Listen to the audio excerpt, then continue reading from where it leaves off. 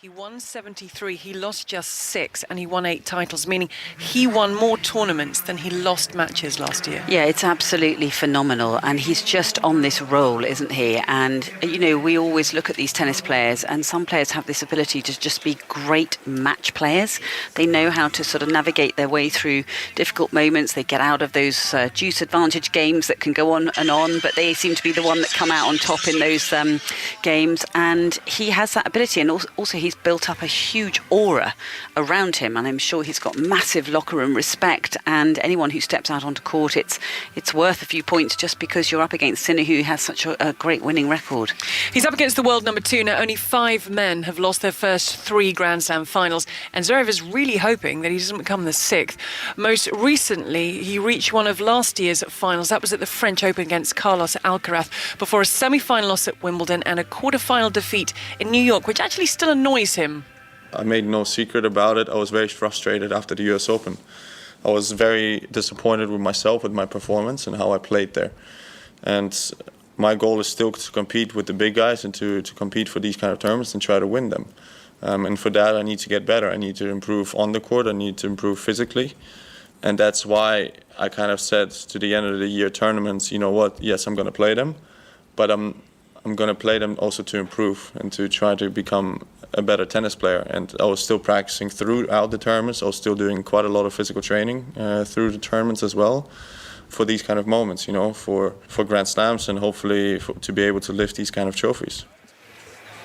So, Russell, the facts are he's been in 2 Grand Slam finals up until this evening. He has suffered defeat in both of those. So both of those were losses, but they were very different, one slam to another. And both very, very dramatic, weren't they? First of all, the pandemic behind closed doors US Open of 2020, when Zverev led Dominic Thiem by 2 sets to love. It ended up with the first ever 5th set tiebreak in US Open history. Lots of breaks of serve in that final set.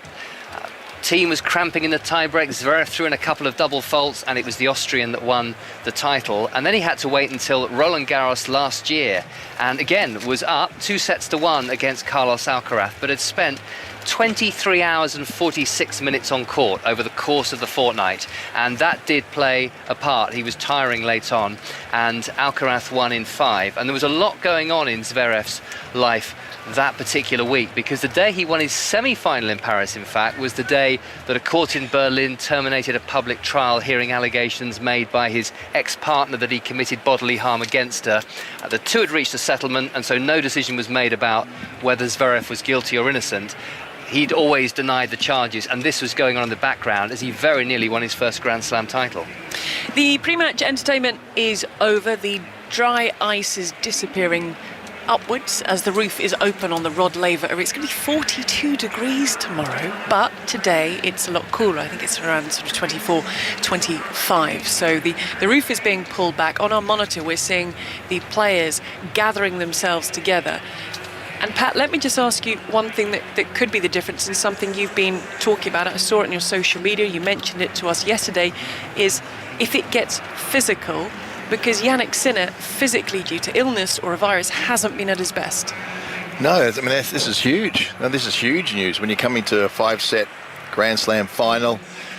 The weather temperature's not too bad, but it's still humid enough to make you sweat. And, you know, we've seen him pretty ill and amazingly get past one of the up-and-coming players. Holger Rune is one of the up-and-coming players in the world. Get through 4 sets, have some time out, and look like he's playing. And you know, they played an amazing match against Alex de Minaur, of course, just absolutely annihilating. But then in his semi-final here, it was a very long, tight first set against Shelton. 6-2 in the second set, and then we saw him start to grab his leg and look like an injury, and it seemed to be cramp. Now, I'm not sure if you're in physical peak that you should be cramping after 2 sets or 2.5 sets. You should be cramping after 4.5 sets, you know, if it was hot weather. So there is a doubt, and to me that's huge. Whether he's recovered enough, I think he's recovered. It's a lingering thing from whatever he caught the other day, whether it's some virus or cold or whatever, that his body's not 100%. he may be a little bit better, and he's going to have to be a lot better, in my opinion, to beat Zverev, because we just talked about, 2-5. He doesn't mind playing 5-set Grand Slam finals, and this one he's really fresh for. And Annabelle, while Russell was talking about the distractions off the court for Sasha Zverev during that Roland Garros, the French Open finals, Zverev said himself the difference was, I was exhausted, fourth and fifth set, I had nothing left. Yeah, exactly, and that's why he's gone back to Jez Green, who he worked with at the start of his career, who was somebody so experienced, who's worked with Andy Murray. I mean, he's worked with all sorts of top players, and knows his stuff. And he said, I got tired in that match. He led 2-1 against Alcaraz. He said, okay, I got a little bit unlucky in certain situations, but ultimately I got tired. And, I did managed to have a chat with Jez today, and he just said, oh my goodness, this guy is a beast. He is prepared to go the distance in this match. He's mentally, that's how he's going to approach this. He's going to expect a real physical battle. But as I said before, I think he likes to play against Sinner, and that's why he has a very good record against him. 4-2 in head-to-heads. That's very good coming into this Grand Slam final. Plus, he's had a little bit of magic dust thrown on him today, Zverev. Really? By who? By a fairy? By me. He was at the gym. We were at the hotel gym together. I was chatting with Jez. Oh, really? And there was a lady there who was in the gym. I'd seen her a couple of times. Lovely New Zealand lady. And I was picking her, because I'm going to New Zealand, picking her brains about a few places to go. And she goes, well, are you going to the tennis tonight? And I said, well, that guy over there is training Zverev. Oh, my God, really? Is he coming? He's coming up in a minute. And her jaw just dropped as he walked through, so tall. And so he's had to meet the fairy dust. Right, okay, so the fairy dust has been sprinkled.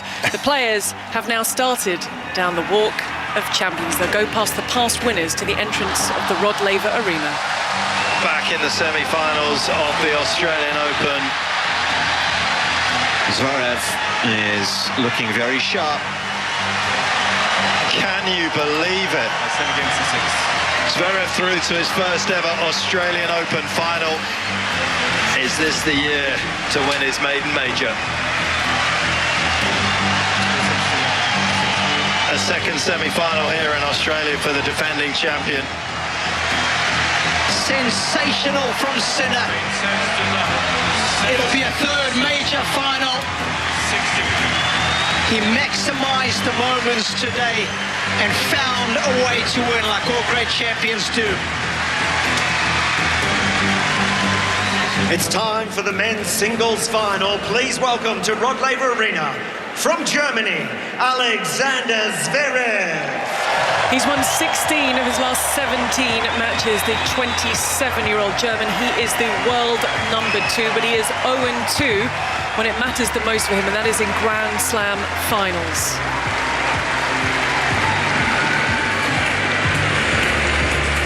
And their opponent, the reigning Australian Open champion, from Italy, Jannik. We've given you the numbers. He's on a 20-match winning streak, 36 wins in his last 37, 8 titles last year. And he's looking for a third Grand Slam title in a third Grand Slam final. Won the US Open back end of last year, Australian Open this time last year, 18 tour titles to his name. The trophy will be put on a plinth in the centre of the court, just one side of the net, as they wait for the players to head there, and then we'll get into the warm-up and just start digging a little bit more into these two players. But it's interesting, Pat, that Annabelle brought up the head-to-head. It is, the last meeting was won by Jannik Sinner. It was a tight 3 sets on the quick courts of Cincinnati, but it is 4-2 in favour of Zverev. Yeah, I'm trying to exactly work out why that is as such, but they both play. And they play a similar sort of game where they're long, they're tall, they cover the court really well, they've got heavy shots. I think obviously Sinner's got the better forehand, which is just an extraordinary shot. Serve is probably pretty equal. I think probably Zverev's got a slightly better serve. Volleys, when it comes to volleys, they're pretty competent at the net, and they don't mind running forever. So it's bound to be a tight battle. And, I'd say it's going to be a few shots here or there. The voice you can hear now is Damien Dumesoir, the chair umpire. On this court, we have video review. You can challenge no tap, fall shot, going through the net, okay? You cannot challenge when the serve in the net, foot fault, time violation and cut violation, all right? Do you have any questions? No? Sasha, is going to be your choice. We have John Newcomb or AO? AO, please. AO. It's a very good coin toss. You receive. Stay. Picture behind. So pictures will be taken. What a moment for that young man there doing the coin Oscar, toss with these two giants behind him. We have the world number one against the world number two. A third Grand Slam final for both with very different outcomes. Before the likes of Sinner and Alcaraz, he was the guy that everyone was touting as the next world number one, and he had some setbacks. Zverev's backhand cross court is wide, and Dominic Thiem has come back from 2 sets to love down to win his first Grand Slam title. I got tired against Carlos. I simply got tired in the 4th and 5th set. Alcaraz cross court with a forehand and into the corner. He's come from 2 sets to 1 down to deny Alex Zverev in a 5-set Grand Slam final again. My goal is still to compete with the big guys and to compete for these kind of tournaments and try to win them. For that, I need to get better. The loudest talking that you can do as a player is with the tennis racket. I think that's something that Jannik Sinner has locked into. Sinner down the line with a forehand winner to win the Australian Open title and a first Grand Slam title. He's the youngest men's champion here for 16 years. I think Jannik has been the best player in the world for the past 12 months. There's no doubt about it. Forehand from Sinner. Fritz with a forehand into the net. Jannik Sinner, arms aloft on the Arthur Ashe Stadium. Sundays are exciting days. For sure there is lots of pressure, lots of expectations. I do feel like I have done the work, and I do feel like I'm ready. It's a long way to come here, and now it's only 1 match left. Let's see what's coming.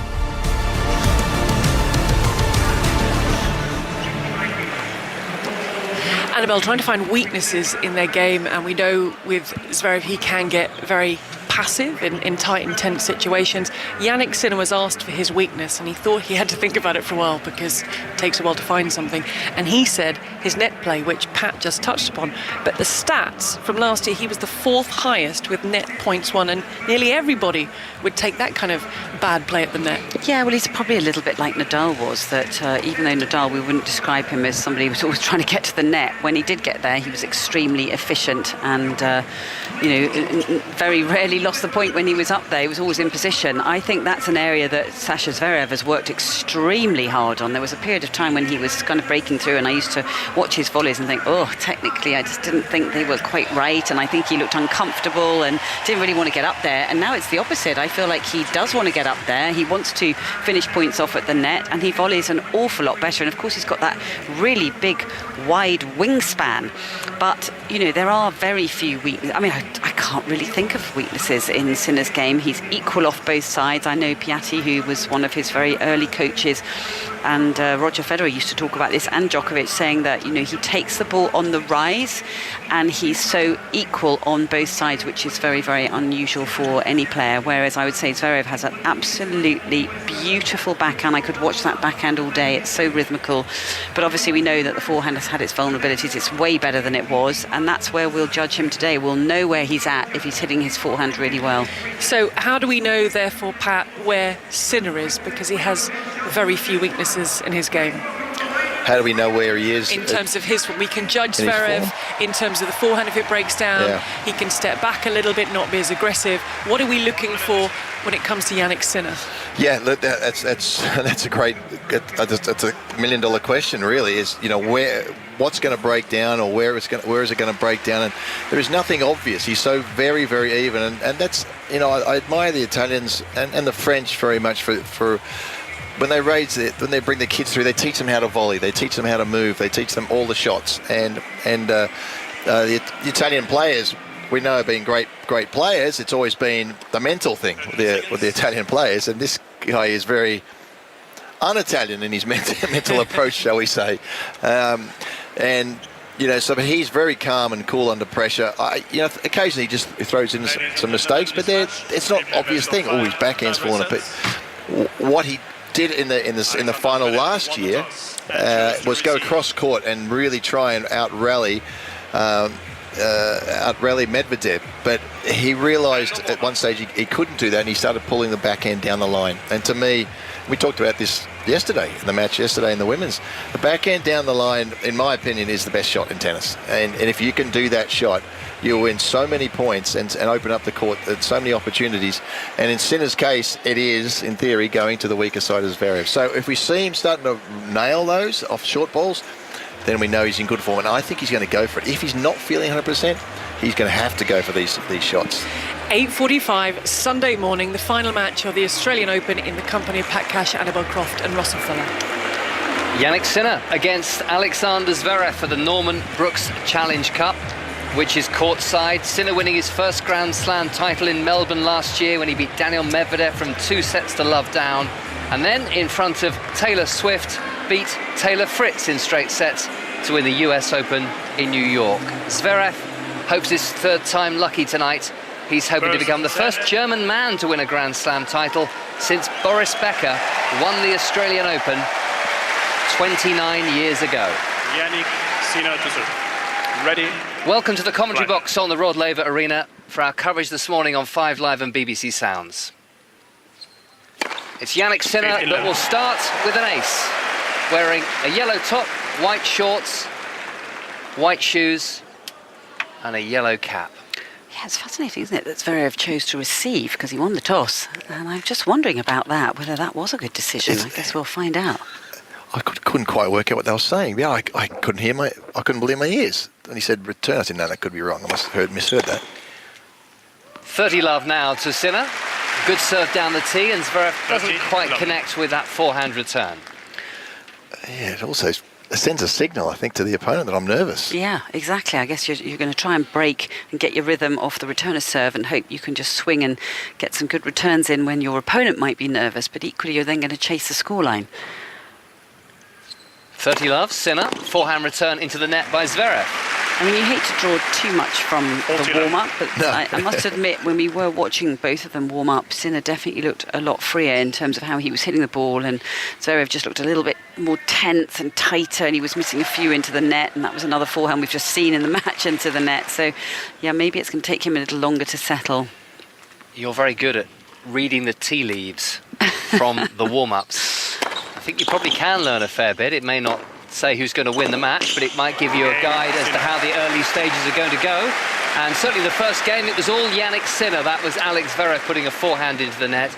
So Sinner holds to love. And I remember famously in that Wimbledon quarter-final of 2014, centre court, Grigol Dimitrov said afterwards when he beat Andy Murray, he could see that he was off in the warm-up. Not often you get a player confessing that after a victory. And not Mira Andreeva, it was Andreescu, wasn't it, when she beat Serena Williams, said she could tell from the warm-up at that US Open final that she knew she was going to beat Serena that day. And actually going back to coin tosses, I remember Federer always used to choose to serve, but then when he took on Raonic in the final of Wimbledon, actually chose to receive because he knew that his opponent would be nervous. It was a very, very windy day that day. Broke straight away, and Raonic never got a look into that match. Very sort of tactical decision that day. Catch him cold at the start of the match. Alex Zverev now serving from the commentary box end to the backhand of Jannik Sinner. Forehand cross-court from Sinner. Zverev goes cross-court with the forehand. Sinner's forehand hits the tape but spins over. Forehand down the line from Sinner. Zverev goes cross-court. Backhand from Zverev. Sinner with the backhand down the line, and that's wide. That's a nice rally for Zverev to get rid of and shake off any adrenaline and nerves that might be coursing through his body. You want a good, long, decent rally, get the legs moving and get all of that out of your system. Zverev, a colourful sight as he serves here at 15 love and misses the first serve. Do we go electric pink top and headband and shoes? I'm seeing it as red. I don't know whether I'm like colourblind. What colour are his shorts? I would say red. Maroon. Really? Oh yeah, maroon shorts. The shorts are maroon, but it was the colour of the top in particular that I was struggling with, because people do see colours differently, and I know they look different on television than they do actually in the flesh here inside the Rod Laver Arena. Sinner goes cross-court with the forehand. Forehand down the line from Sinner. Zverev's backhand. Sinner cross-court with the forehand. And again, a long rally. is won by Zverev as Sinner blinks first. Russell, no one is seeing that as I'm electric glad you're pink. saying that. Like, Because I'm no seeing one. it What are as you red. seeing it as? It's like fluoro pink it's is electric red. pink. Is it Oh, red? good. I thought it was That is- Missy. Yeah, that really doesn't look red to me, the way I perceive red. That's red. It's isn't it like electric pink is like a fluoro pink, like Yeah, a it's highlighter? hot pink, Yeah. like a pink. That's Yeah. not. No, it's not. That doesn't look. That's red. It doesn't look red to Good. me the way I Doesn't see it. it? That's what I'm Oh. But explaining. look, it does on the TV. We're looking at the TV. It definitely looks more pink on TV. It looks You're right. well. It looks different on TV, but you think that's clearly red Yeah. when you've got your own eyes on it. Forehand cross court from Sinner, forehand from Zverev, backhand Sinner. That's a winner, and that's why I hesitated, because I knew that when I said it, there was a good chance that you were all going to see it differently to What me. colour is Sinner wearing? Well, I said yellow or lemon, Easy. Yeah, fine. Okay, Orange. yeah. It's clearly No, orange. it's not orange. Stop it. but I think it's certain colours, isn't it? That I don't think I'm colourblind, but I think Well, there you were are making me think I was. that sort of colour. I think I do see differently from a lot of other people. I think his feet look like marker pens. Well, they look even more electric Yes. than his top, as Zverev serves an ace. Well, that'll settle him down, the ace. That's what he's looking for. Yeah. He needs a bunch of those tonight. I think he will get it. I mean, his first serve is... Oh, there's not many better first serves in the game of tennis, is there? He can thump it down at high percentages for hour upon hour. 2 game points for Zverev. It's a shame. That was a wonderful serve he's just put down. Really using his height so well. The crowd didn't hear the umpire, some of them at least, Damien Dumoussois. Little ripple of applause.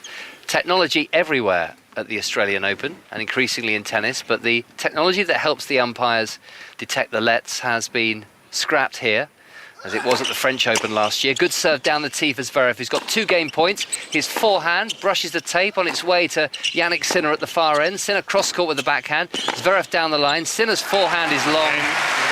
And a good start by Zverev, because he needed to work hard to hold on to his serve there. We had at least 3 fairly meaty rallies, and they mostly went Zverev's way, and it's 1 game all in the final. I thought that was an excellent game from Zverev. I thought he was striking the ball with authority. He looked in command, beautiful serving, and he was getting a few unforced errors out of that Sinner forehand, actually. Well, he was, wasn't he? He went down the line with that backhand and rushed Sinner a couple of times. Yeah, good game from Zverev. And, you know, it's going to be some scintillating rallies here. The poor balls are going to be here. They're going to be beaten up. Service winner from Sinner. I think we've all got the feeling this could be a long match. I think so. But Zverev has more in the tank than he did at Roland Garros last year. 23 hours and 46 minutes just to repeat over 7 rounds. Okay, stretched out over 2 weeks, but that is an incredible amount of time to spend on court and still be within a set of winning the title. Good serve again from Sinner, who started well with his serve. That backhand is into the net by Zverev.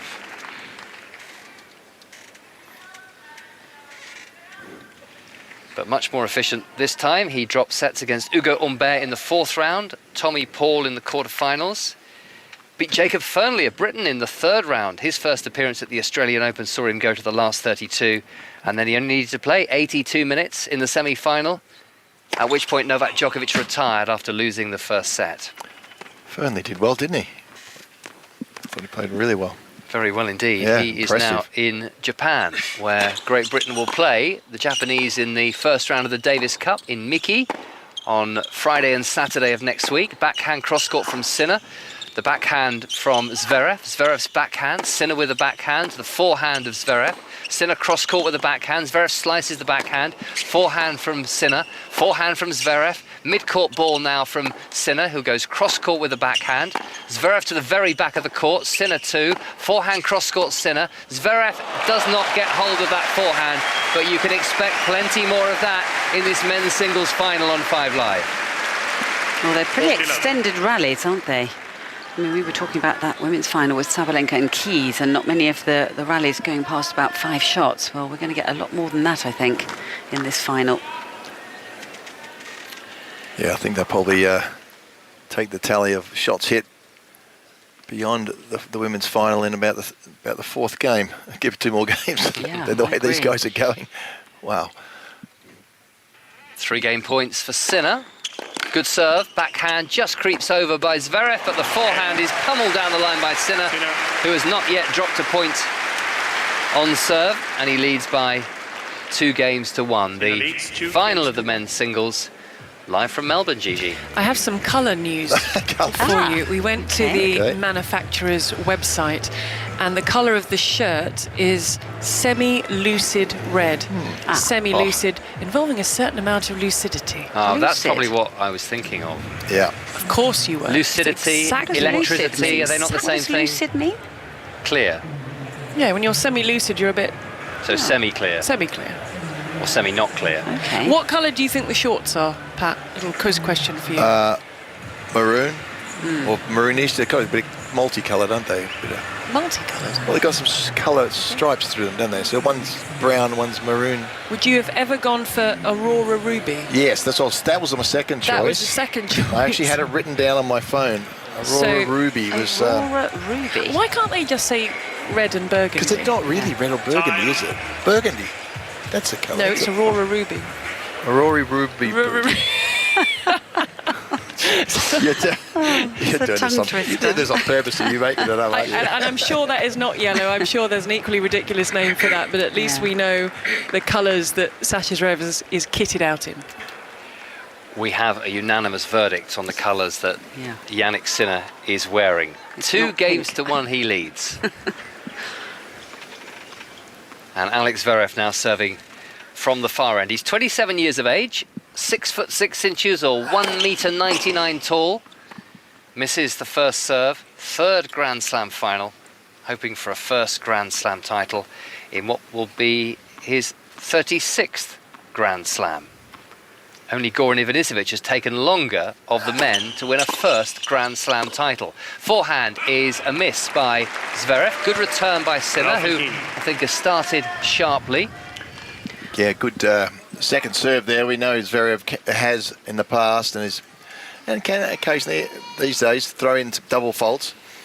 And early on in this match, I think Sinner sort of hedged his bet, thinks, you know what, he's just going to serve this one nice and slowly in. I'm going to step in and have a go at that, and he did a beautiful return to the toes. Forehand return from Sinner. Zverev with the forehand into the net. Love 30 on the German second seed serve.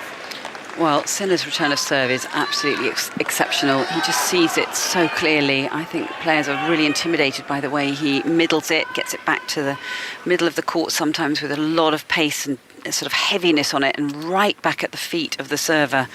So Zverev in trouble here. Hesitant forehand that. Great serve from Zverev down the tee. He's got a short backhand to put away, sprints forward and angles that backhand cross-court volley safely away from the Italian. It's Djokovic-ish, isn't it? The returns of Sinner. It's almost like he's the modern Djokovic, just a little bit taller, still run all day, returns great, power, just a little bit more power, a little bit more height. Obviously doesn't have the career that Novak's had as yet, but he's got the same qualities. 1-2, 15-30, forehand return Sinner, forehand Zverev, backhand cross-court Sinner. Zverev with a drop shot, but Sinner saw this one coming and he goes down the line. And he has the first 2 break points of the final, does the defending champion. I think that was a major error with that drop shot, wasn't it? I mean, you can see how efficiently Sinner moves across the court, not just to defend, but the way he can just, with agility, just change direction, and he easily gets up to that drop shot. This is not an easy court to drop shot on. The ball bounces up quite high. It gives opponents a little bit of extra time to get underneath that ball. And it wasn't a great drop shot either, was it? It's quite deep. Sinner was so quick up there before Zverev could reposition himself. Breakpoint number 1. Good serve by Zverev, and the Sinner forehand is long. Stretched out wide, went down the line, but found it hard to control. Really interesting watching this Zverev serve. We know he's got a fantastic serve, but he was talking the other day in one of the on-court interviews about how his brother had shortened the ball toss and having not such a delay going up into it with the rhythm, and it's really improved it. And actually for someone as tall as him, it is interesting that it's not that high a ball toss. Breakpoint number 2 for Sinner. Another good serve by Zverev. Zverev has work to do still. Hits the forehand cross-court, and Sinner one bounce into the net. Zverev really controlled those 2 points just when he had to, and breakpoints down. He said it enabled him to get up to the highest point of the ball toss and keep that rhythm going, and it gets more pace, and that was a really good example of it. Yeah, it was great. Especially the second serve. The more the ball drops on the second serve, the harder it is to control. And it's a great marker for your brain to go, okay, I see the ball, I get it just, or start going after it just as it gets to its height. Forehand return from Sinner. It's deuce on the Zverev serve, and Zverev right into the corner with a backhand and coming forward and closing out the point with a forehand volley. So that's a great point. Just to come back on the ball toss. The only time that the ball toss is actually still is in between its top, up the top, and before it comes down. Yeah. That's the place. That's a great place to hit it if you can. Not many players do. Usually it's dropping 6 inches or so, but in Zverev's case and a few of the other players, it drops good 2 feet.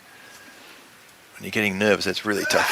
Zverev now with the advantage. Backhand return long. They were 4 excellent points strung together by Zverev there, having been 2 break points down, and it's 2 games all. Opening set of the final. Fabulous day of sport coming up, because Premier League Sunday from 12 with Steve Crossman will feature Spurs against Leicester from 2, Aston Villa against West Ham from 4:30, and let's not forget that on Sports Extra for 1:55 we have Crystal Palace against Brentford. I blame Gigi for Chelsea's loss. She gave me a scowl last night when I said go Chelsea on the air, and you scowled at me. It was bad vibes. I think it was more the goalkeeper's fault, wasn't it, from what I read? And I think it was more of I was just trying to get out into another show, and you were just chatting away. No, blame you. It's a bit harsh.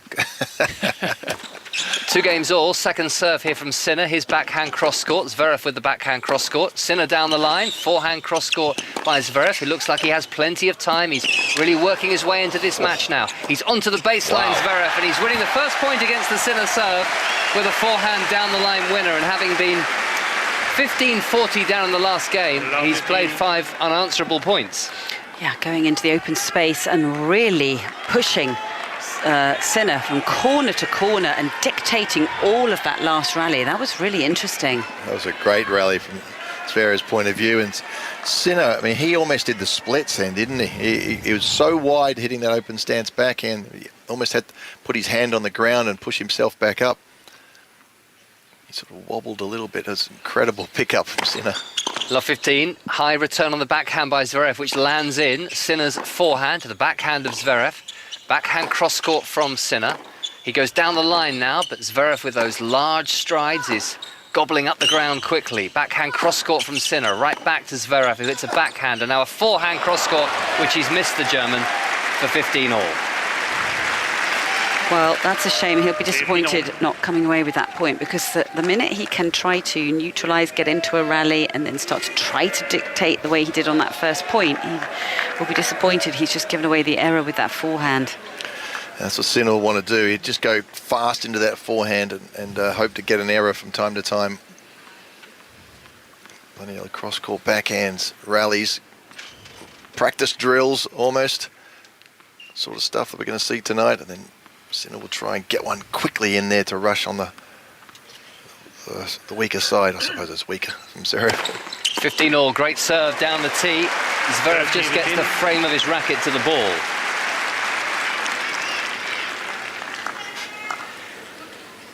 One question mark, maybe not in Zverev's mind, but I think in those of us watching, is that he has a very poor record against top 5 players at Grand Slams. He's only won 1 match out of 13 against top 5 players, Zverev, and that came very recently against Carlos Alcaraz in the quarterfinals here in Melbourne last year. That's a point he needs to prove. Backhand to the forehand of Sinner. Zverev with the backhand. Sinner with the backhand to the forehand of Zverev. That's a bit of air on that forehand. Backhand cross-court Sinner. Zverev continues this cross-court exchange. Now down the line goes Sinner with the backhand, and it was a good play. Zverev hits a forehand into the middle of the net. That's exactly what you talked about, Pat. It's using that backhand up the line, and he's using it quite a lot, isn't he? And he's getting a lot of joy out of that side, because he's catching Zverev just a tiny bit late going into that forehand corner. That already is looking quite dynamic, that backhand up the line. 2 game points for Jannik Sinner for a 3-2 lead in the first set of the Australian Open men's singles final on 5 Live. Annabelle Croft and Pat Cash with us in the commentary box in what is our final day of coverage from Melbourne this year. Second serve, Sinner backhands Zverev down the line. Sinner cross-court with the backhand. Zverev also cross-court with his backhand, and that's long. The Sinner backhand. 40-30. John Newcombe will present the trophy later, 50 years after winning the second of his Australian Open titles. 7 times a Grand Slam singles champion. Great Davis Cupper as well, part of that phenomenally successful Australian side. Pretty much unbeatable for a period. Sinner with 1 game point, blocked back on the forehand by Zverev. Sinner cross-court with the forehand, he's at the net and he volleys into the net. Well, that really got some dip on it from that forehand of Zverev. Often you see players with double-handed backhands, they have that ability to use the left hand and really sort of use the wrists and get the ball curving and having to force the opponent to volley up.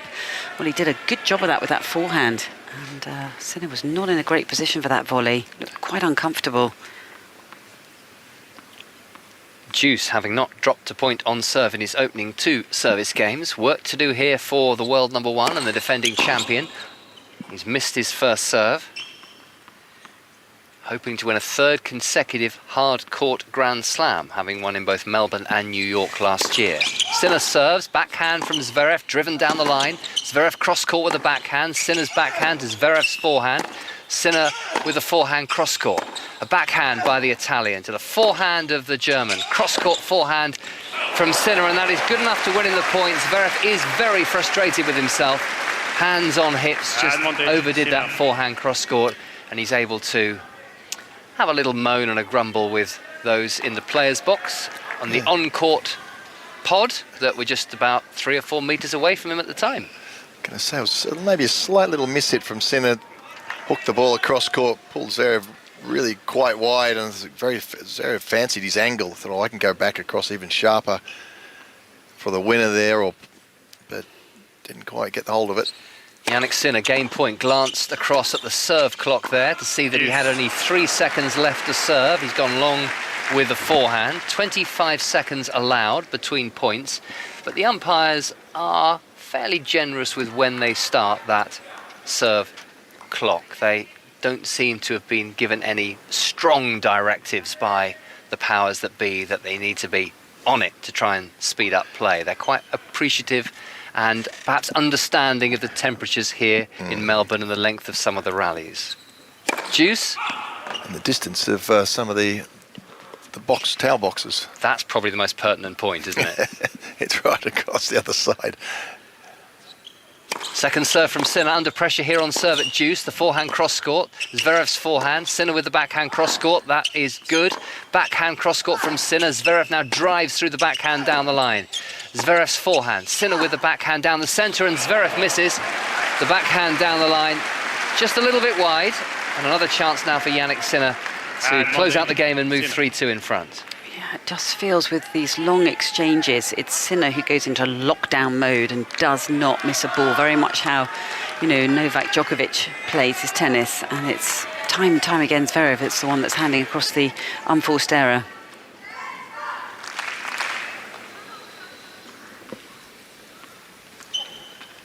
.22 minutes played. 5th game of the first set of the men's singles final from Melbourne. Backhand Sinner. Zverev with the forehand, it's long, and Sinner, taken to Deuce a couple of times, has held serve and leads 3-2 Gigi. Coming up to 9:10 on a Sunday morning, and with the world number 1 and defending champion Jannik Sinner having just held serve, let's hear from the Italian, because he was asked if he is becoming accustomed to being on the biggest stage. I've been in this position to play finals of Grand Slams, which is something good. Also, Sasha has been in that situation. Finals are a bit different, but very exciting days. Sundays when you arrive, it doesn't really matter how big the tournament is, but when you play Sunday, it's a nice feeling. There are only 2 men standing, and you just try to to play the best tennis possible. No, I'm trying to take the things away in your head, the pressure, even if it's easy to say but it's difficult to do. But I will try to do that and also enjoy this moment.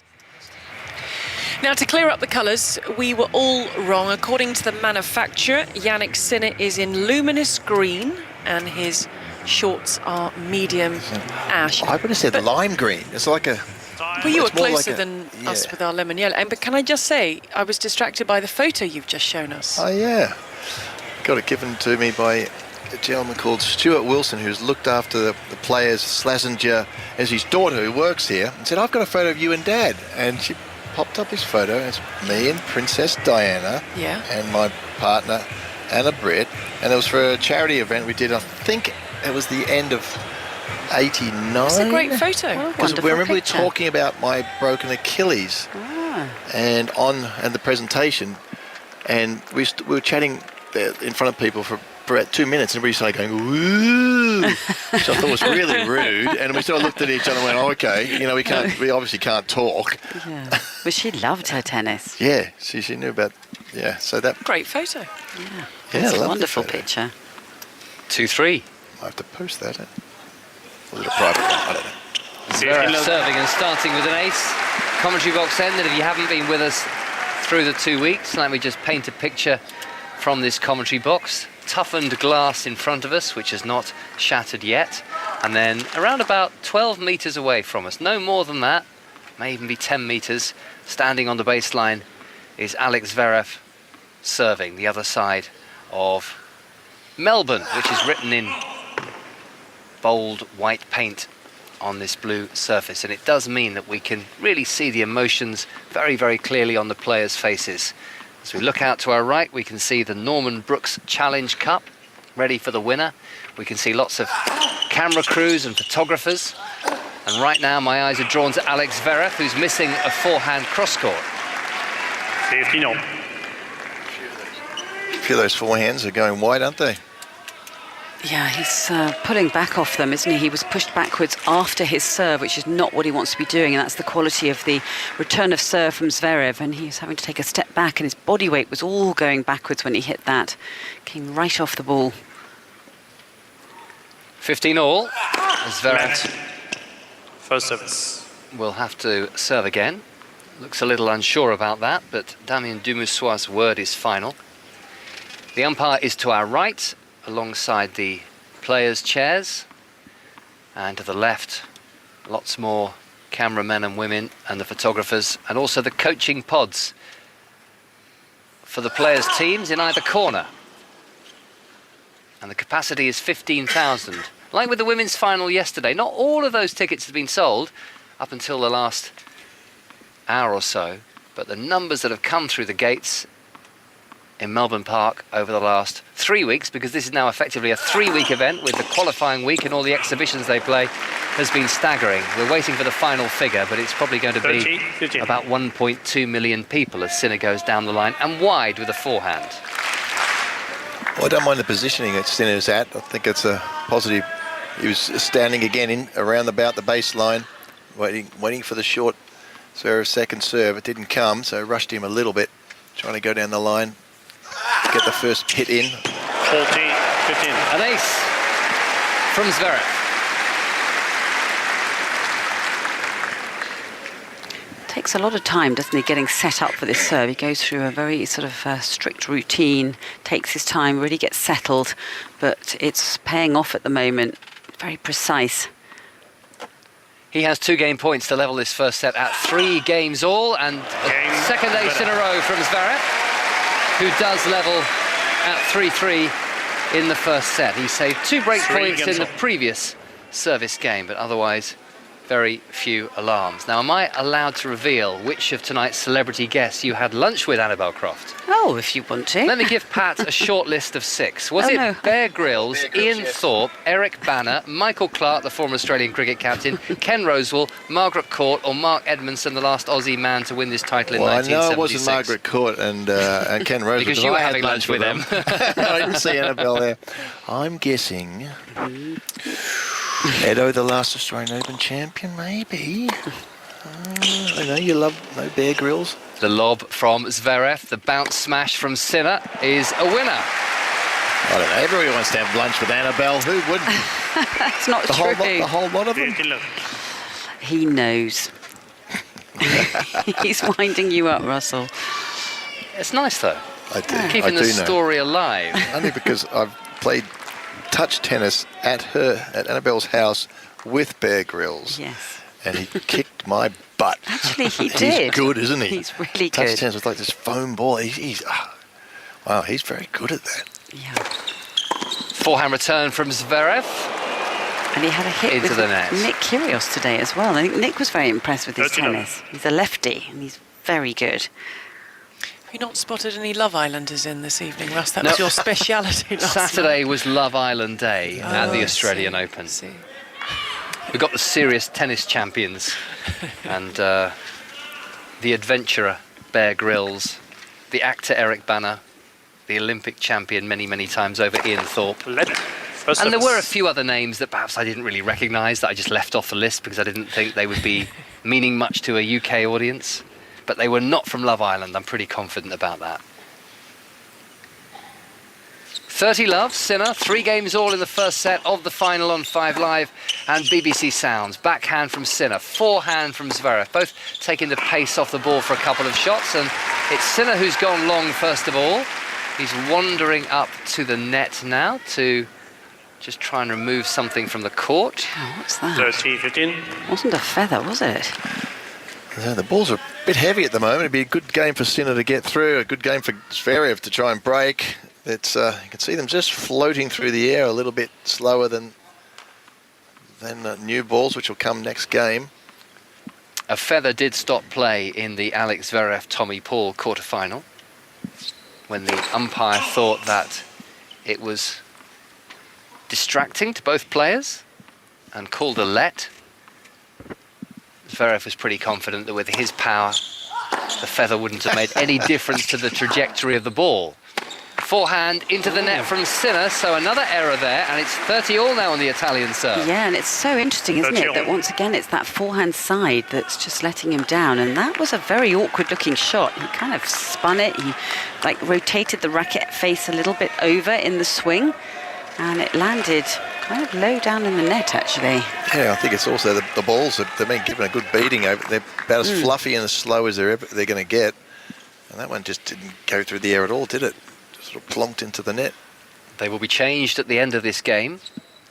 Sinner needs to use them to hang on to his serve, and that was impressive, firing a service winner down the tee for 40-30. So the balls are changed after 7 games because they're used in the warm-up as well, and then it's every 9 games after that. Quite a similar pattern of play we're getting in this match, isn't it? We're not having lots of slices or angles and drop shots and different point play. It's very similar every point. And it's who's going to come out on top in each rally. Nothing between them. Game point Sinner, second serve, forehand Zverev. Sinner's forehand into the corner. Sinner cross court to the Zverev forehand, and he's netted that. And so that's 7 holes of serves, Gigi. And it is 4-3 in favour of the defending champion Jannik Sinner after 32 minutes on the Rod Laver Arena. Now, if you ask a player ahead of any match who they want to win, they largely don't give you an answer. They're friends with everyone, they stay impartial.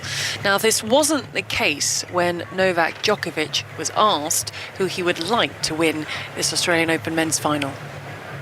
I wish Sasha all the best. You know, he deserves his first slam.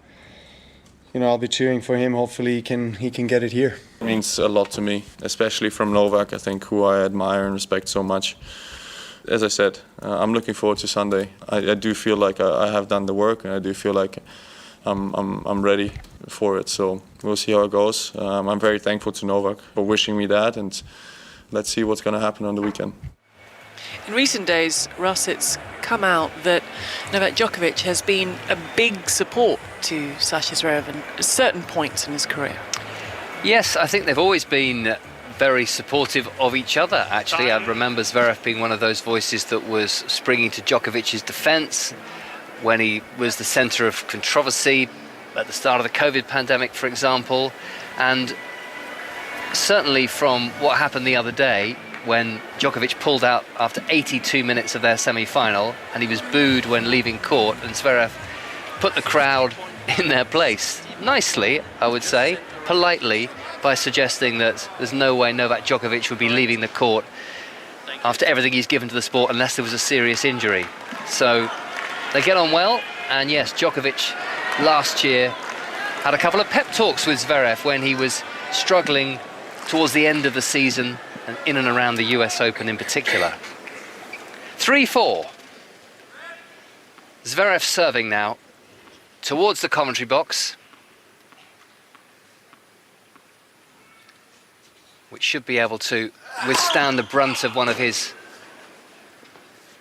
135-mile-an-hour first serves.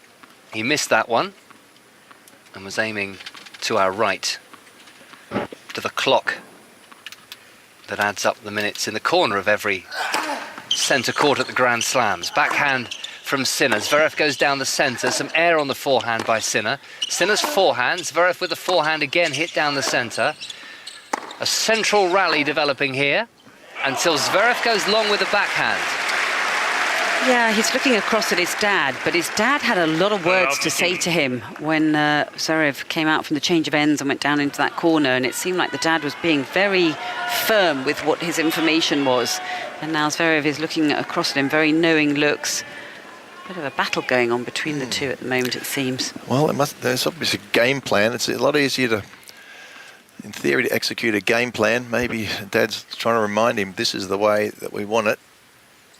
Don't let Jannik get control. 3-4, love 15. Forehand from Zverev. Forehand cross-court from Sinner. Zverev long with the forehand, so he finds himself love 30 down for the second time in this opening set. Yeah, it feels like he's a little distracted down there. He's lost his focus a bit, and he's been looking across, and I don't know, it just feels like he's not feeling that forehand at the moment.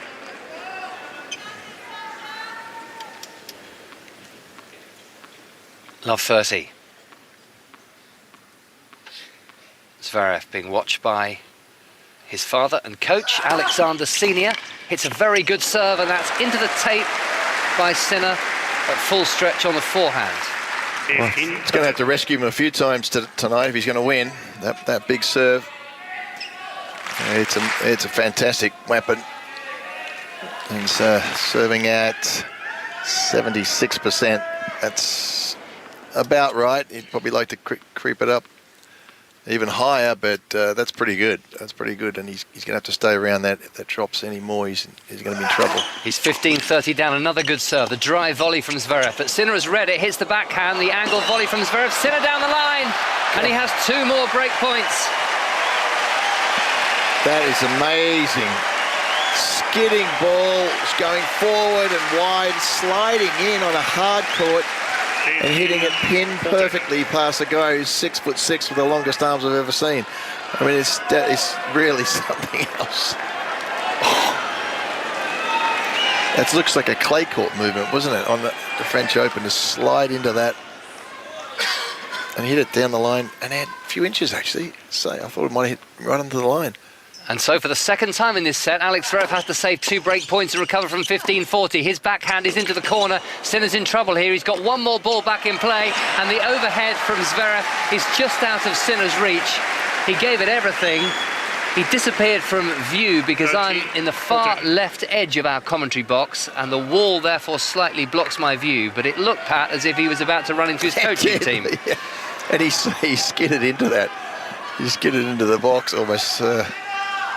That's the trouble with these new on-court coaching pods. It's a huge court, so it's not really an issue, but it does potentially mean that the players have to bring themselves to a halt a little bit quicker.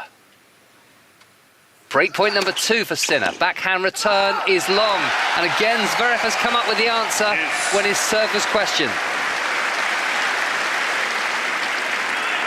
Very steely determination there from Sasha Zverev. 2 back-to-back excellent serves, getting the pinpoint accuracy, getting Sinner really off balance on that return of serve. That's the most important thing to try to do, isn't it? To make him flail at the ball rather than being onto it and seeing it so quickly.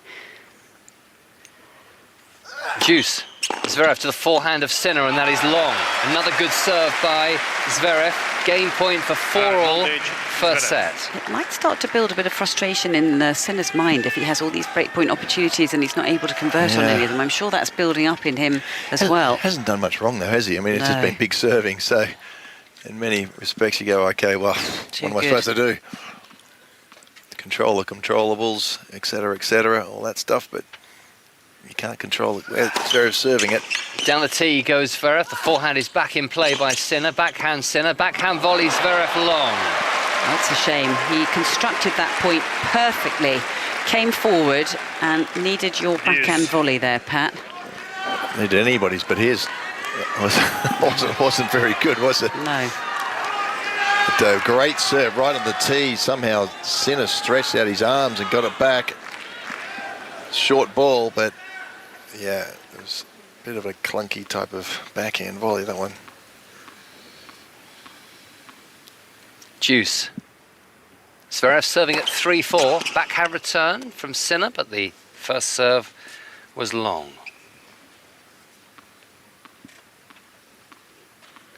Second serve. 27-year-old Alex Zverev. Bouncing the ball repeatedly now in his 3rd Grand Slam final. Good serve, backhand from Sinner's into the net. He's trying to come forward a little bit more, isn't he? Yeah. In the last few moments, Zverev is venturing up there more and more. He was looking, he was hoping that ball was going to come short. That's where the stats are a little bit misleading, because if he hits a winner and he's sort of standing on the baseline, on the service line, that's regarded as net play. Yes. So it's anything inside the service line. It could be a ground stroke. It goes as net play, which is not really a volley. Zverev with the advantage. His forehand is into the net, so this long game continues. Yes. Dad shuffled in his seat there. He's looking really uncomfortable watching some of these forehand errors from Zverev. He's trying to stay calm over in that corner, but I don't think he's feeling it. If they do win the title, the Zverevs today, I'm sure they will all celebrate together, although Alex has said of his dad that the reason this relationship works so well, having a dad coaching you on tour, is that we spend 0 time together off court. Backhand down the line, that was brilliant from Jannik Sinner.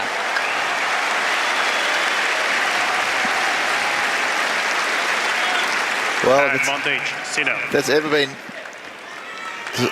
a discussion about Djokovic Mark II. That was just out of Novak's book there. Open stance, backhand stretched wide, bam, down the line. Zverev barely moved. He wasn't even into the service line. It came back so quickly. So it's break point number 3 for Sinner to move 5-3 up in the first set. Good serve by Zverev, blocked back by Sinner. Zverev down the line, but Sinner is there and missing. Oof. With a forehand cross-court, half a chance. Yeah, he got away with that one a little bit. It looked a bit hesitant again, that forehand, didn't it? Didn't really release on it when he came forward. It gave Sinner a little bit of extra time and opportunity on that attempted passing shot. But it was just a touch off balance when he hit it. That was close. But too close for comfort.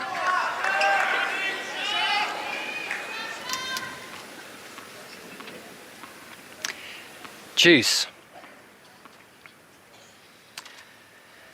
Zverev at 3-4. Forehand from Sinner, backhand now from Zverev. Zverev with a backhand, Sinner with a forehand. The voice is possibly going to let me down at this point. And typically it's going to be the longest rally. GG, Matty. We got you there. We're about to jump in, Russ. Teamwork, Russell. We're about to jump in. You sort the voice out. As Jannik Sinner has a break point to put himself in a position to serve for the first set. He takes his time though, Sinner. He heads to the towel, just takes a couple of extra seconds before Sasha Zverev, who always lifts up the front of his top and drops it before he serves or receives. He looks across. Sinner is a long way back, wide stance, deep knee bend. This is a point for 5-3 in the first. Zverev steady bouncing the ball up to about hip height, leans forward, rocks back, reaches up, serves now down the tee, snap back through the middle of the court. The forehand, that's soft ball, backhand down the line from Sinner, looped up ball. He's not giving Sinner any pace. Sinner goes back to the forehand. He squash shots the ball down the line. The backhand from Zverev into the middle of the court. He doesn't make it. Sasha Zverev cannot make it, leapt into the volley, he nets the volley, and the first breakthrough has gone the way of the world number one and defending champion Jannik Sinner. Zverev is furious. Sinner, he never goes to any emotion, but he has broken for 5-3 in the first. That was just a terrible approach shot. I don't know what he was thinking there. It was panic almost, wasn't it? It was almost panic, yeah. He got the short ball from Sinner and he came in on the backhand and then maybe just changed his mind, but he hit it just basically straight back to Sinner's forehand in the middle of the court and he just hit it down the line. Ready, thank you. Zverev was awkward all over the place, trying to sort of threw his arms out of the racket, but racket out the ball, but with no intent really that he could possibly win the point. As soon as he was in the net, he was just like, "Oh my, I'm done." And so, and he was really, he was demonstrating to his team, wasn't he? Real having a go at them and yeah, he was saying fuming. What's going on with the tactics or whatever. I don't know what, but he was. Yeah, he looked undecided, didn't he, and unsure. Really, yeah, very unsure what to do on these situations. Did I miss anything? You missed quite a lot. A break of serve, thank you. Yep. Are you back with us? Stand by, I think so. Yeah. I've been fighting it all week and I thought I was going to be fine. Very dramatic. You were trying to take the attention away here, Russell. The attention away from Jannik Sinner, who got the break. 5-3, 15 love. Sinner with a backhand cross-court. Zverev goes cross-court with a backhand. Sinner's backhand. 3 points away from the first set, the Italian, the defending champion. Sinner with a backhand down the line. Zverev pushes the forehand down the line. Good defence from Sinner. Zverev swings it cross-court. Backhand from Zverev to the backhand of Sinner. Zverev cross-court with a forehand. And Sinner down the line amazingly well. Oh, my goodness. And Zverev's backhand floats wide, but he must be thinking, how on earth do I get the ball past this man right now? Well, it is exactly what he's probably thinking, because you could hear the reaction of the crowd midway through that point when Sinner just unleashed that forehand. I mean, it was like a rocket going through the court. Unbelievable strike from him. Pure talent. It was kind of a flick of the wrist, wasn't it? Late. Yeah. Well, he's not going backwards. I mean, that's where Zverev goes backwards during a rally. He ends up a long way back. But, you know, Zverev had a short ball and Sinner didn't go backwards. He stayed up, kept his position on or around the baseline or just slightly behind it. So he's able to pick that up almost like a half volley. 5-3, 30 love, short ball for Sinner. Now he's got to play an awkward low dipping volley. A second volley from Sinner. Zverev is there. A third volley from Sinner. For 3 set points. Well, it feels like this match just suddenly came alive in the last 5 minutes.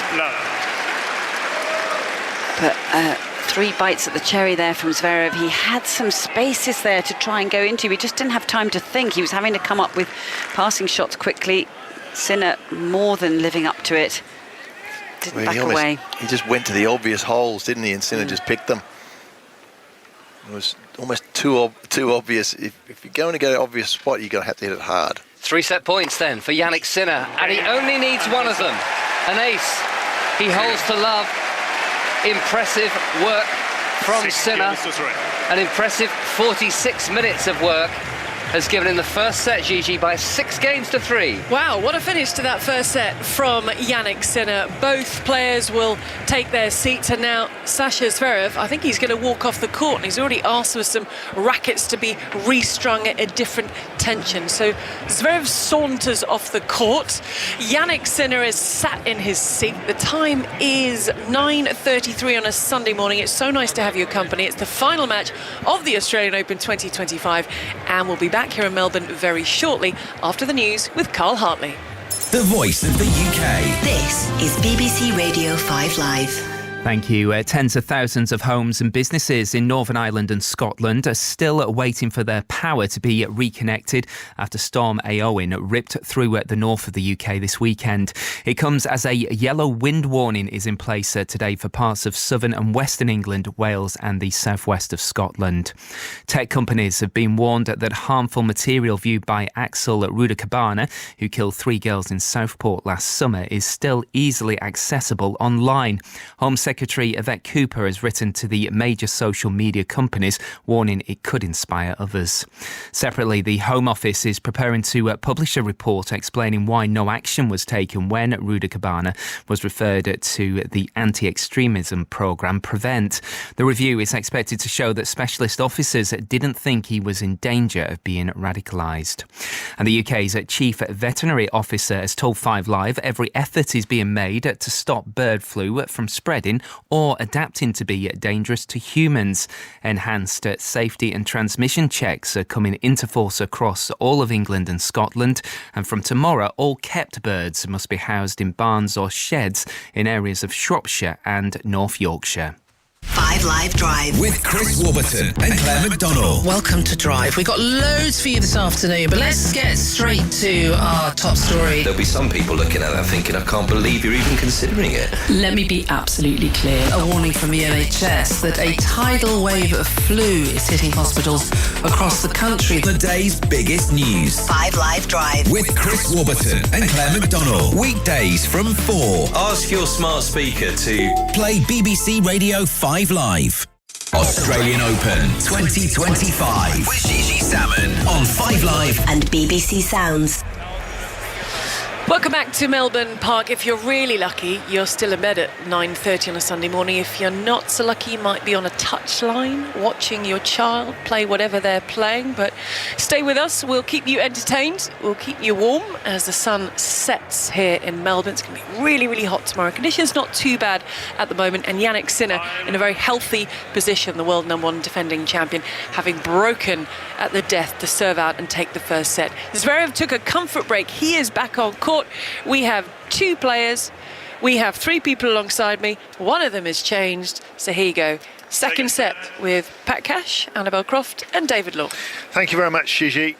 And we saw at the end of that first set why Jannik Sinner has sort of separated himself, along with Carlos Alcaraz and Novak Djokovic at the very top of the game. They are the 3 over the last year or so that have just dominated the sport. Obviously Novak Djokovic having done so for many years, but we're now looking at 4 Grand Slam titles in a row shared between Jannik Sinner and Carlos Alcaraz.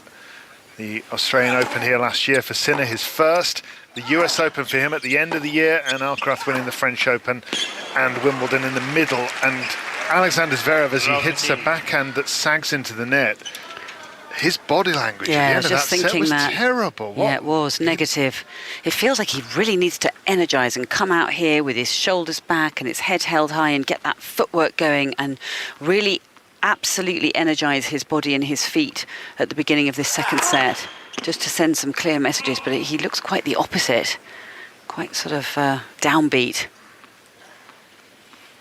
So early stages of the second set here. We've only had the 1 point, won by Sinner against the serve, but he's looking to stamp on Zverev and his dejected body language right from the off here. Forehand down the middle from Sinner in his yellow shirt and hat. Miscued backhand cross-court, or at least he didn't direct it right and it missed the sideline.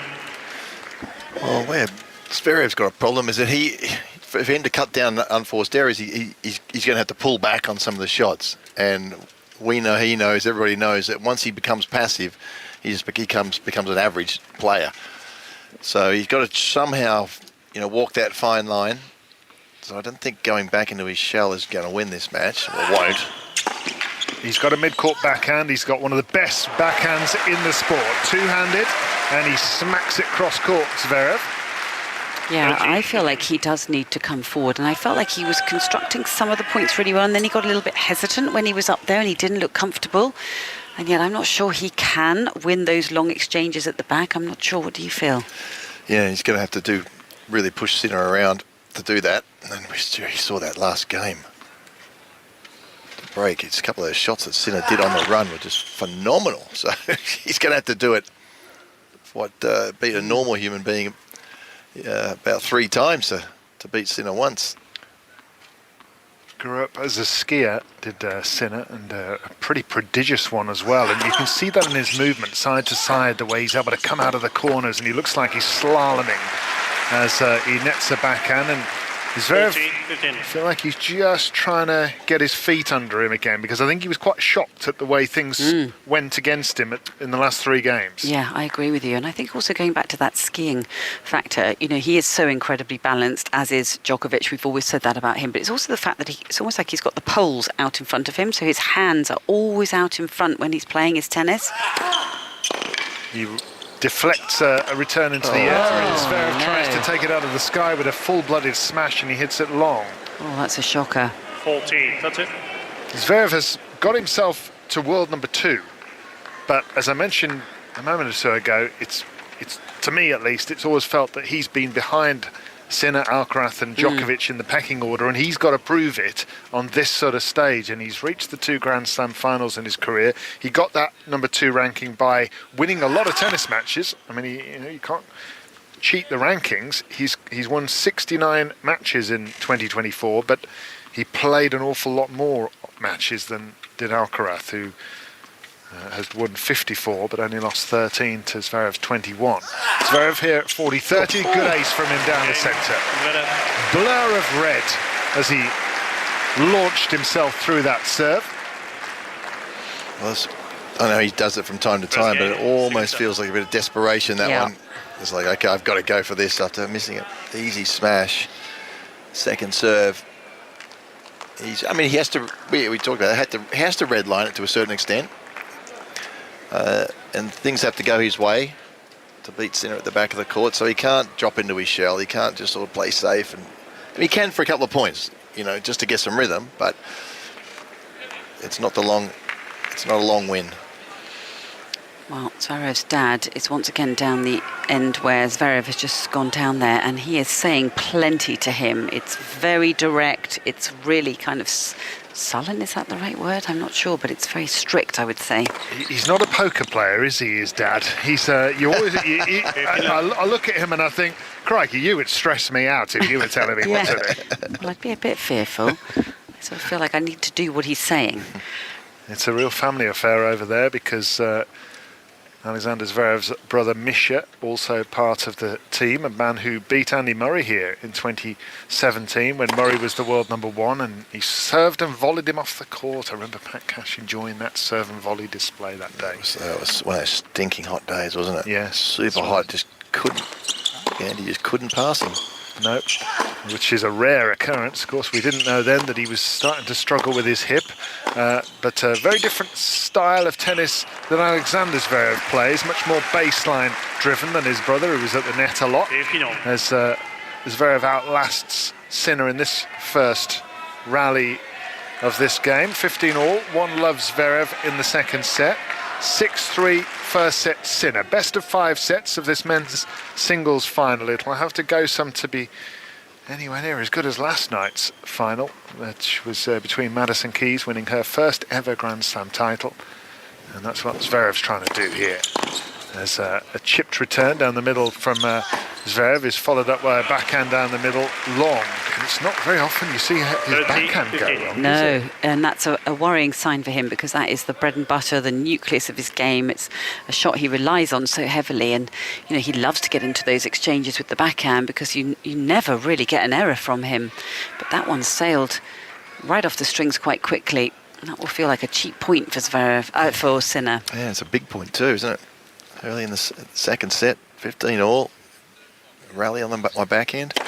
You kind of feel like Zverev needs a bit of good news right now. He netted another backhand, and he looks dejected by his standards. I mean, I know he'll be fighting hard. He's one of the game's real fighters, isn't he? He's happy to go as long as it takes, but I think he expected it to be going better than this. I think so. I think that's exactly spot on, David. It feels like things have not got off to a great start for him, and he's just a little bit subdued out here. And that's sort of rubbing off on the crowd a little bit. The whole occasion is a little subdued just at the moment as Sinner hits his backhand cross-court, and long goes Zverev again. His bankable shot, the backhand, has just produced 3 unforced errors. 1 game on. It's a worry. I mean, Pat, you've played in Grand Slam finals. Can you remember feeling that maybe shots that you normally rely on weren't quite there early on because of nerves? Well, yeah. I mean, actually, when I played the very first final here at Melbourne Park, I was setting a break down, and the rain came. So we had a little rain delay, and then I came back and won that set, won the next set, and I was on a roll. And then the rain came again, and then Matt's got back into a roll. So I'm not sure if it's going to rain tonight for Zverev. They did end up closing the roof on our final eventually after the second rain delay. But yeah, I needed to regroup. Things weren't going right. No, there's no suggestion that there is going to be rain today. It's been a beautiful day in Melbourne. Tomorrow it's going to be double the temperature, 42 degrees Celsius for one day only, and then back to 22 the next day. Here's a backhand down the centre by Sinner, and he's just so comfortable from the baseline at the moment. And Zverev is dejected, doesn't he? Yeah. Malfunctioning. He is. He's walking slower and slower in between points, and I think he feels like he's just up against a ball machine, and he can't find any gaps, he can't find the holes. He's not even hitting the ball that well himself, and of course you need to feel confident to be up on the baseline, hitting it aggressively, and I think he's just not feeling it. I do wonder whether maybe the fact that he beat Djokovic without kind of having to finish the match and only play a set, maybe that's working against him here. Possibly. And obviously, he didn't want to win like that. He wanted to get through however he could, of course, but maybe it hasn't helped him. He looks just a bit out of rhythm. Second service. And he's a little fortunate there because the second serve has touched the top of the net from the German Zverev. One game all at the start of the second set, love 15, and he's 6'7", but he looks vulnerable. Yeah. And Sinner will sense that, you would imagine. He's been enough for these big matches now to know how to pile the pressure on. Backhand on the line is a good one this time for Zverev. He's at the net, but he's netted. The volley's in the net. It's love 30, and Sinner is piling it on. Well, interesting play. Sinner hit the return, a long way back, stood back, got ball just got the ball in the rally, and then moved immediately, as Rafa does, up to the baseline. And then he saw Zverev come in. He cut the angle off, got the ball really quickly back to Zverev, and he made the mistake. Almost rushed him on his passing shot. So he's cutting the angles off. He realised Zverev can really drag you around the court, and he's not willing to do that. He's standing up close to the baseline, which prevents that. First service. I mean, this must be a horrible feeling if you come out onto your big day. You've never won a Grand Slam title. Zverev has had two big chances. He's led 2-1 against Dominic Thiem and against Carlos Alcaraz last year in the French Open final, and he was pegged back in both of those, and he just hasn't got any rhythm yet. Here's his backhand cross-court, Sinner, and now he's going to go down the line. What a backhand from Sinner! And now he's got a floating forehand to attack, and off the top of the net, and that is a little opening, really, for Sinner that he's not taken, and maybe that could be a turning point. Well, you need a bit of luck, and we've said it looks like just a great comment, Annabelle. It's like Zverev needs to hear a bit of good news, and he certainly does. It feels like that, and maybe an error there from Sinner is a little bit of good news. I think he needs a bit more than that. He needs a break of serve really to hold here and break to have some belief. He just feels restricted out here. It doesn't feel like he's just releasing and playing with a lot of freedom and going after his shots and just controlling stuff. It's gone a little bit backwards from where he was at in that first set. 15-30 on Zverev's serve as he serves a double fault. Goodness me. 40. And his first serve percentage is so far in this set, Zverev has got 3 out of 10 in. 30%. Well, we talked about how he needed to be up. What was it, 70-something percent? Yeah. We said that's about right. That's what he was first set. And now he's at 30. I mean, that isn't going to get it done against a guy this good. No way. 15-40. 2 break points for Jannik Sinner. At the start of the second set, 1 game all. He's already got the first set 6-3. He returns with a forehand. Zverev hits the forehand on the line, places it into the corner. He's underneath the lob, Zverev. He smashes. Oh, that's fantastic. Right into the corner. Perfection. I think he still had in his mind the miss smash down the other end. Sure. And he was already kind of hesitating on that smash, and he kind of had a slightly open racket face, and he only just made this. Yeah, it wasn't perfection. It was perfection is 2 feet inside at least on a smash, 2 even 3 feet inside the corner. That was 2 or 3 inches. Yeah, he let that drop towards the throat of the racket, and he was really cramped when he hit it because he didn't really want to hit that. So a bit fortunate perhaps then. Forehand cross court right into the corner. Sinner gets it back. Backhand cross court. This is a good rally from Zverev here. He's underneath the lob. He'll put this one away. Well, even that was a bit tight. It was a little easier, that one. Well, Sinner does a good job, doesn't he, of hoisting them up quite high, these lobs. Andy Murray was always so good at that, and because it's a night sky, well, it's not quite night sky, it's still got a little bit of lightness up there. I mean, it's sort of pinky grey up there, but it's never easy going up into a sky like that. There's lots of things up in the sky, isn't there? Other than seagulls, of course, but lights everywhere, beams, all sorts of stuff. Yeah. It's a pretty spectacular stadium, this one, but yes, it'd be very easy to lose a tennis ball up there, you would have thought. This is a good response from Zverev. From 15-40, 2 smashes away, and now an ace down the centre. That's only his second ace of this set, 6th in the match overall. And maybe the crowd might start to get behind Zverev a little bit here if he can hold on to his serve, because I think they started the match firmly in the corner of Sinner, most people anyway here.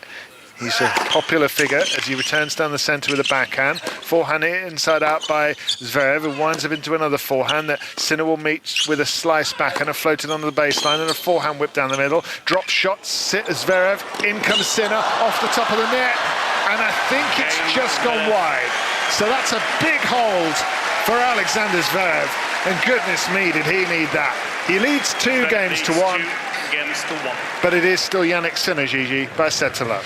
Now, if you were with us yesterday around this time, you'd have been listening to ball-by-ball commentary of Madison Keys, the American, winning her first Grand Slam title, defeating the defending champion and world #1 Aryna Sabalenka. Keys, at the age of 29, people wondered if her best years, her chances were behind her. And it was David, actually, in her press conference after the win, asked her if there was a single moment or conversation that allowed her to see the value of all she'd achieved in her career, even if she didn't win one of the top prizes in the sport. Lots of therapy. I really kind of bought into it, and I think in the past I had always kind of tried to go the sports therapy route, where it was more about routine and controlling the things you can control and all of that. And I felt like I was always good enough at that, but to really start kind of digging in on how I felt about myself and really being honest with myself about it, it was really hard, because I didn't really want to be the person that felt like I was really struggling, but I was starting to really struggle with it.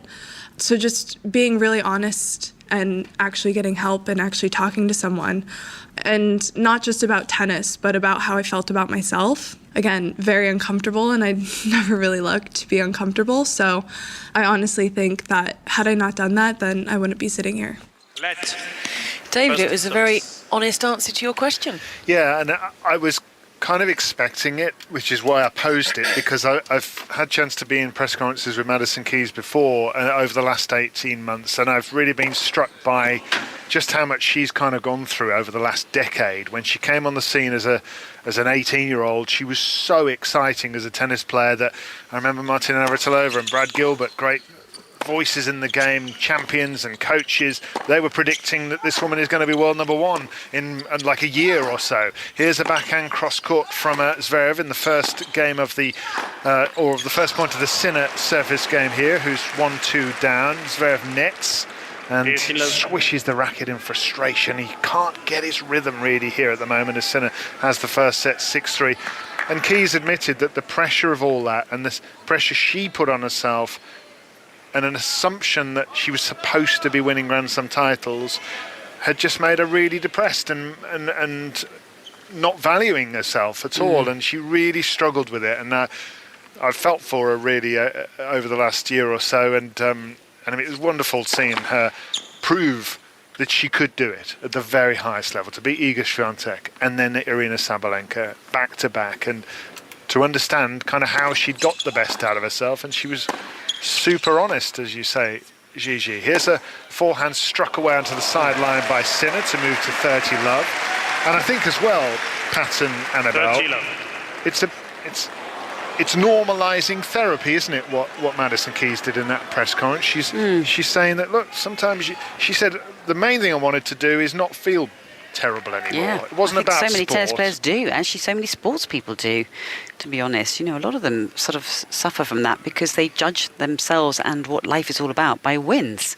And that's a very difficult place to be, where happiness depends on winning. And you end up losing a lot in this sport. It's just inevitable. Inside-out forehand struck away by Sinner to move to 40 love. And even Jannik Sinner, who had the most incredible record last year, he did lose 6 matches. So 6 times in the year he's feeling depressed, or at least down, because you get a lot of disappointment. Yeah, it's an interesting subject, isn't it? Yeah. I bought into this when I was very young in sports psychology, and luckily it's helped me a lot in all sorts of areas. And I say it constantly, I'm still having therapy all the time. I'm not embarrassed by it at all. That's what Madison was saying. If you want to be better, talk to the experts. Yeah, as a backhand's missed cross court by Zverev, and Sinner levels up at 2 games all in this men's singles final. Sinner having won the first set 6-3. Alexander Zverev is just a few feet away from us now, walking to the back of this commentary or towards the commentary box here. He really looks down, doesn't he? Yeah, well, I guess you can understand it because he invested, 45 minutes or whatever it was that took to get through that first set, and he kind of dropped away. His level wasn't getting better. It was actually being dismantled in a way, and he's left that first set with less confidence than where he started and kind of built to in the middle of it. And I think he's probably trying to figure out, what on earth do I do against this guy? It's a weird one, isn't it? It almost feels like he looks like you're relaxed, but he's clearly not. And does he try harder or does he try less? Yeah. Does he need to loosen up, I suppose? Lob lifted over his head. He's landing in. He gets it back, Zverev. Here's Sinner with a little backhand chip cross court. Now Sinner with a backhand cross court again onto the backhand of Zverev, who did incredibly well to win that point because Sinner's missed. And I don't know how Zverev stayed in that point, but he did. I think also the fact that we're seeing him constantly looking down towards his dad, that is the first sign that he's feeling very uncomfortable in this match. Yeah, anxious. It's... Because there'd have been discussions, wouldn't there? Yeah, I think he's sort of faking himself to try and look relaxed, but he's actually really wound up. Yeah. And he needs, I don't know, something. He always needs a roar or something. That's what I think. Or something just to go, okay. Or smash a couple of big winners. Yeah, he needs a fantastic point where the crowd get behind him and lifts his spirits, lifts what he feels he can do in this match. Because at the moment it's kind of it's developing a pattern. He's trying so hard that it's not releasing. It's not releasing. Yeah, it's a good word. There's another double fault. And if the serve's not working, I mean, what chance has he got? This is one of the best services in the game in terms of getting high volumes of first serves in very powerfully, and here he is. He's got half of them in this set. Yeah, he's sort of got to stop trying. I know it sounds ridiculous, but just got to relax, swing away, and maybe make a couple of mistakes, but just loosen, shake off the tightness. Backhand on the line is a decent one from Zverev. He's being helped here by Sinner missing a few. So even forehand cross court wide. That backhand is not far past the service. The return from Sinner is not far past the service line, and pretty slow. He hits it with control down the line and ends up winning the point. But as you said, Sinner helped him. But that's one he should be ripping. Bam, gone. Yeah, absolutely gone. No chance. Sinner should have been scrambling, and they'll send a message down the other end. Oh, wow, he's really unleashing on his backhand. He's relying on good first serve here. He's relying so much on these first serves to get him out of trouble. Everything else is getting him in trouble. I mean, it's not that he's in a horrible situation. He's just a set down. It feels like he's further behind than he is. I mean, he's two games all here in 40-15, but he feels like he's absolutely hanging on by his fingernails. Serves out wide, that's a good one. Onto the forehand down the line that Sinner meets with a cross-court backhand, and that's another missed backhand by Zverev, who's rehearsing the shot. I remember last year Zverev saying that he played a match in which he didn't hit his backhand well, and he just couldn't believe it because he's been able to hit his backhand well for his whole life. And tonight, he hasn't got control of his backhand. No, he's caught that one very late. And actually, when you watch the forehand, that's when you know when he's confident. He's really going after it. It's releasing and it's fluid. But when he starts to come up the back of the ball and really kind of accelerate and spins it quite a lot, which is what he's doing, it's not really doing anything down the other end. It's not hurting Sinner in any way. Not at all, yeah. 40-30. Does the opposite so well. Backhand cross court from Sinner. In steps Zverev. And he wins the point as Sinner smacks the backhand at his right shoulder and it whistles past and goes over the baseline. So Zverev leads 3-2. Zverev keeps ahead Shishi, but at 3-2, it's just about ahead, I would suggest. This is not the performance he was hoping for. No, it wasn't. And you guys have talked about the body language. And so the coaches at Alexander Zverev, Senior, the dad and brother Misha, but dad doesn't always get that animated, but Animal, he cannot stop. He's rubbing his hands down his legs. Well, he's stressed as well. Keeps talking to Misha. He keeps talking to his son. I don't know whether it's this new proximity to the players in these coaching pods, but I haven't seen Dad this animated. I know there's a lot at stake, but for quite a while. It does feel like there's an awful lot going on between the two of them, and he's permanently dialed in to what Dad is saying. Dad's got a lot to say to him when he's down that end, but he's also looking across at him when he was down this end, which is quite a long way down into that corner. But clearly, the teams will have had massive chats about the tactics and what to do and how to play this match. They'd have had plan A and plan B, but it's quite evident that whatever plans they had, it's not really working, and so there's lots of discussions going on, and he doesn't really feel like he's out there playing on his own at the moment. Yes, and they're still going at each other now as he's in that corner down that end. A bit of encouragement. Maybe there's too many plans. That's almost kind of what it looks like, isn't it? Yeah. It's like, well, if he hits it here, you got to go there, and if he hits it there, you got to go there, and you're not hitting it there when you're not going there. Too much info. Just shut up. Just let me hit the ball. As soon as instinct, go by instinct. The other thing I would say is I think Sinner's level has dropped a bit the last couple of games, as well as he's failed to break when really he's been given some golden opportunities. He has a forehand that he hits with a drop shot. Zverev can't reach that. Very cleverly played, timed drop shots. Pretty much the first one we've seen from Sinner in the match of that time. Well, I think he can just go. He can go into that Zverev forehand and know he's just safe there. That forehand's not doing anything at the moment. It's just sort of sitting up. It's mid-court. It's just bouncing up quite high. And it's not penetrating through the court. It's not going to harm him. Oh, I think he feels like he's on top of these rallies. That's a clever drop shot because, as you said, he hasn't done one yet. So it wasn't the best drop shot in the world, but Zverev had no idea it was coming. Another missed backhand from Alexander Zverev.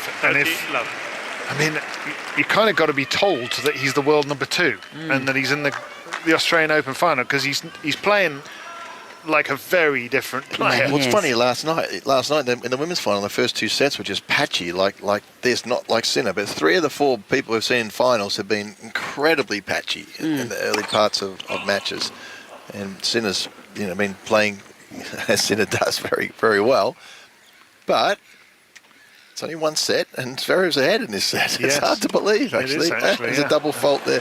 It's obviously drawing Sinner's level down. I think that's true. I think he is. It was a bit like that in the first final that Zverev played in a Grand Slam against Dominic Thiem, when neither one of them had ever won a Grand Slam. It was in an absolutely deserted stadium because it was right in the middle of the pandemic at the US Open, and they were both a ball of nerves, and neither one could play their fluid tennis that had got them there. And in the second set that Zverev leads 3-2 with Sinner at 30-15, they're both just struggling a little bit for their rhythm. Zverev in particular. Backhand cross court from Sinner, and now he hits that ball on the rise. They're trading backhands cross court, and here's Sinner now with a big forehand on the line. It gets Zverev moving. Zverev does great on the return to get it back. He started to hit the ball better. That was more like the Alexander Zverev that has got to this final. That was so much better. Much more freedom, the way he hit that backhand. It did some damage down the other end. It had great depth. A little bit more the tennis that we'd seen from him to get him up to number 2 in the world. Maybe it's just going to take 1 or 2 points to shift everything and get the energy going in this match. And the other thing, of course, is how long this match goes. There's an hour and 18 on the clock, which is still very early days, but Jannik Sinner has not proved himself over long distances in matches yet. Hits his forehand cross-court. Now he'll go with a drop shot again. Brings in Zverev, who reaches it but can't get it over the net. Well disguised that was. That was really well done, drop shot. Because the previous one earlier on this game, which was the first one of the day, it was after 10 shots each or 6 shots each. That was after the second shot. So it was, I don't think anybody was expecting that. He kind of cut across it as well, didn't he? Some of the players scoop it up and you can see the ball leave the strings and go upwards and then die on the other end. But that kind of went forward, sliced forehand drop shot. Annabelle Croft and Pat Cash here with us on 5 Live. The men's singles final of the Australian Open. Jannik Sinner having won the first set, 6-3, and Zverev nets a backhand and he looks as if he wants to smash his racket and decides against that. Now he's throwing his arms out at his team. He can't get it going. No. 3 games all.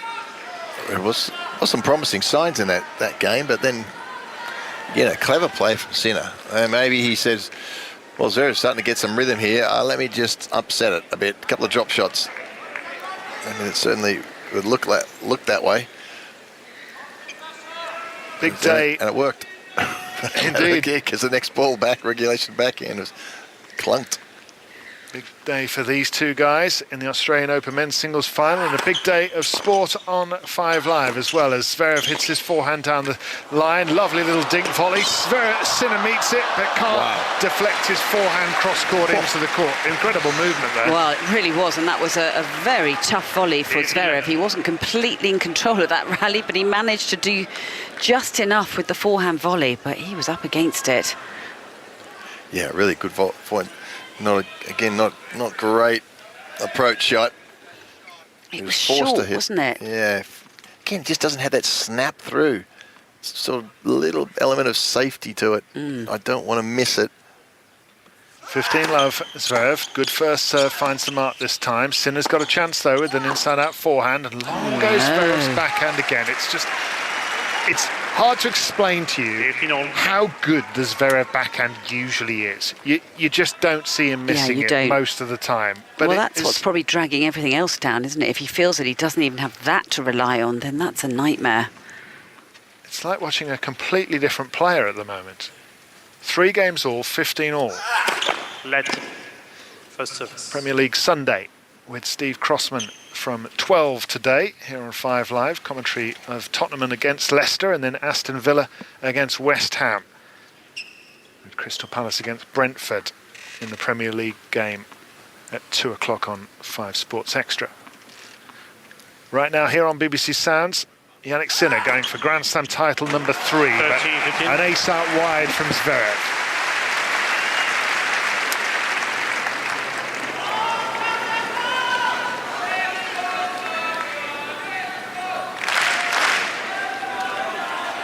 Crowd sounds slightly sleepy. Yeah, they did. I was going to say that wasn't very energised. Well, I suppose we've had a chant, haven't we? We're here at the Grand Slam final, but it sounded a bit weary. That sort of sums it up, really. They're waiting for something to happen. But at the moment, Alexander Zverev has hit 15 winners to 25 on 4 stairs, and I know that the counting of those is subjective, and you can't always rely on them. But I mean, it does feel like he's hit way more on 4 stairs than winners, and that is a little difficult for a crowd to get into, I think.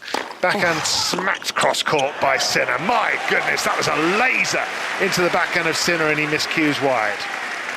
30 all. Well, it's dangerous territory once again for Zverev. I just feel like he's just clinging on with these service games. Yeah. It never feels like he's going to easily get through his service games. Nothing is really backing up behind this big serve. No, he's just got to hang in there, yeah. Just hope that he can, and he has done so often in recent years, just come up with big serves when it matters and get himself out of trouble. Not this time.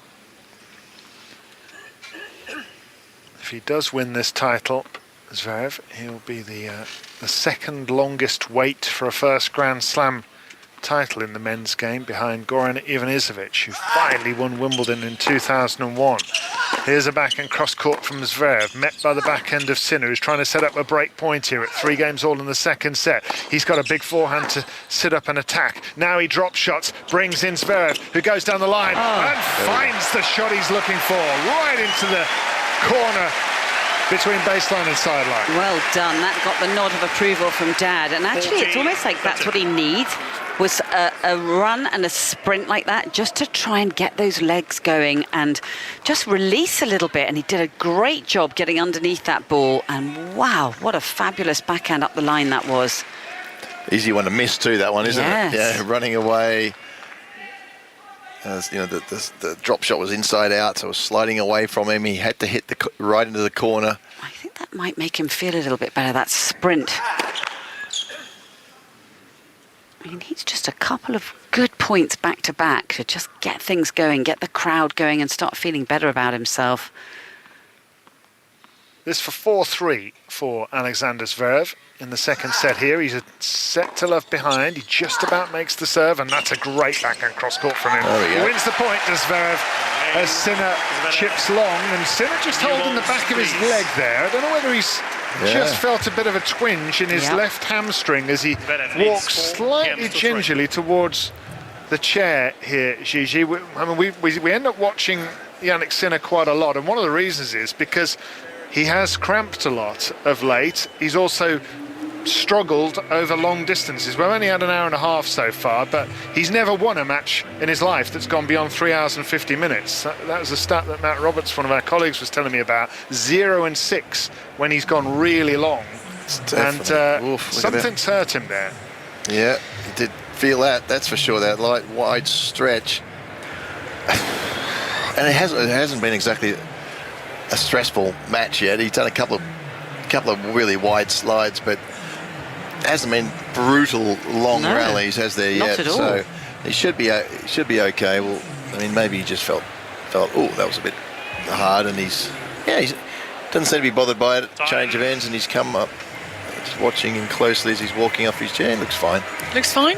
Yeah. Fine. Pat Cash, Annabelle Croft verdict are the legs look fine. We're going to keep a close eye on them. That's another advantage of our vantage point, that we're basically leg height, hip height. So we'll keep an eye on the goings on of the legs. Yeah, bum height.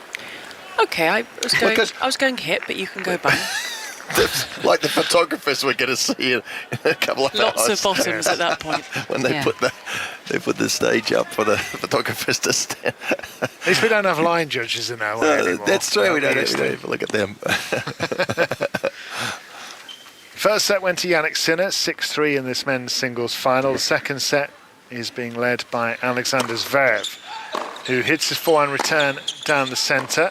4-3, forehand crushed cross-court by Sinner, dug up into the middle of the court by Zverev, is looking a little bit more lively on his toes just at the moment here. He'll hit his backhand cross-court, Sinner goes cross-court himself, they're trading diagonal shots, big backhand gets to use in the R's from Zverev, in he comes to the net, but he's passed with a cross-court whipped forehand. That was so much better from Zverev, even though he lost that point. And perhaps wasn't a good enough approach shot and he got burnt by it. But just the way he was hitting from the back of the court, it did look more energised. It was so much better. It did, until he got the awkward one, the awkward short forehand short that he knew had to come into the net. And he sort of hooked it, but he didn't really hook it with conviction, and it just was basically straight in the... It's 4 feet from the sideline. He has to be 6 inches from the sideline. And Sinner just walked across and smacked the forehand winner across court. So it was getting better, I suppose. Good serve down the centre by Sinner, and Zverev stretches out those telescopic arms at him to get himself in a rally. And just when you think he starts to get his rhythm, he nets another backhand. I know. I'm just thinking, if somebody just turned on the radio now, and the way we're talking, we go, "Oh, it must be like 2 sets to love and a break," but it's actually not. It's 1 set, and it's level. But as we can sense it in here, and I think everybody in the crowd and everybody is like, he's barely hanging on there. Yeah, that's what it feels and like. It's strange to say when we look at the score, and he's done a great job holding on so far. And that's kind of what he does a lot of the time. It's a forehand sit cross-court for a winner by Sinner. If you think back to the French Open, which he reached the final of, and all credit to him. But he was 4-1 and 2 breaks of serve down in the 5th set against Talon Griekspoor in the 3rd round. He was 2-1 down against Holger Rune. He was a set down against Casper Ruud. He is capable of just hanging around, and he fights to the bitter end and outlasts a lot of players. We saw the same a little bit against Tommy Paul a couple of rounds ago. He twice in 2 successive sets, Tommy Paul of America served to win the set, and Zverev broke him back, ended up winning in 4. And he hits a deep backhand here with 40 love for Sinner. And Zverev, you kind of feel like just needs to hit the living daylights out of a ball and just I agree. Get the frustration out. That's what it feels like. I just feel like even at the start of the match they were having some longer drawn-out rallies, and we were all sitting here thinking, gosh, this is going to be a really epic battle. But it hasn't really been like that. It's been clunky, awkward, tense.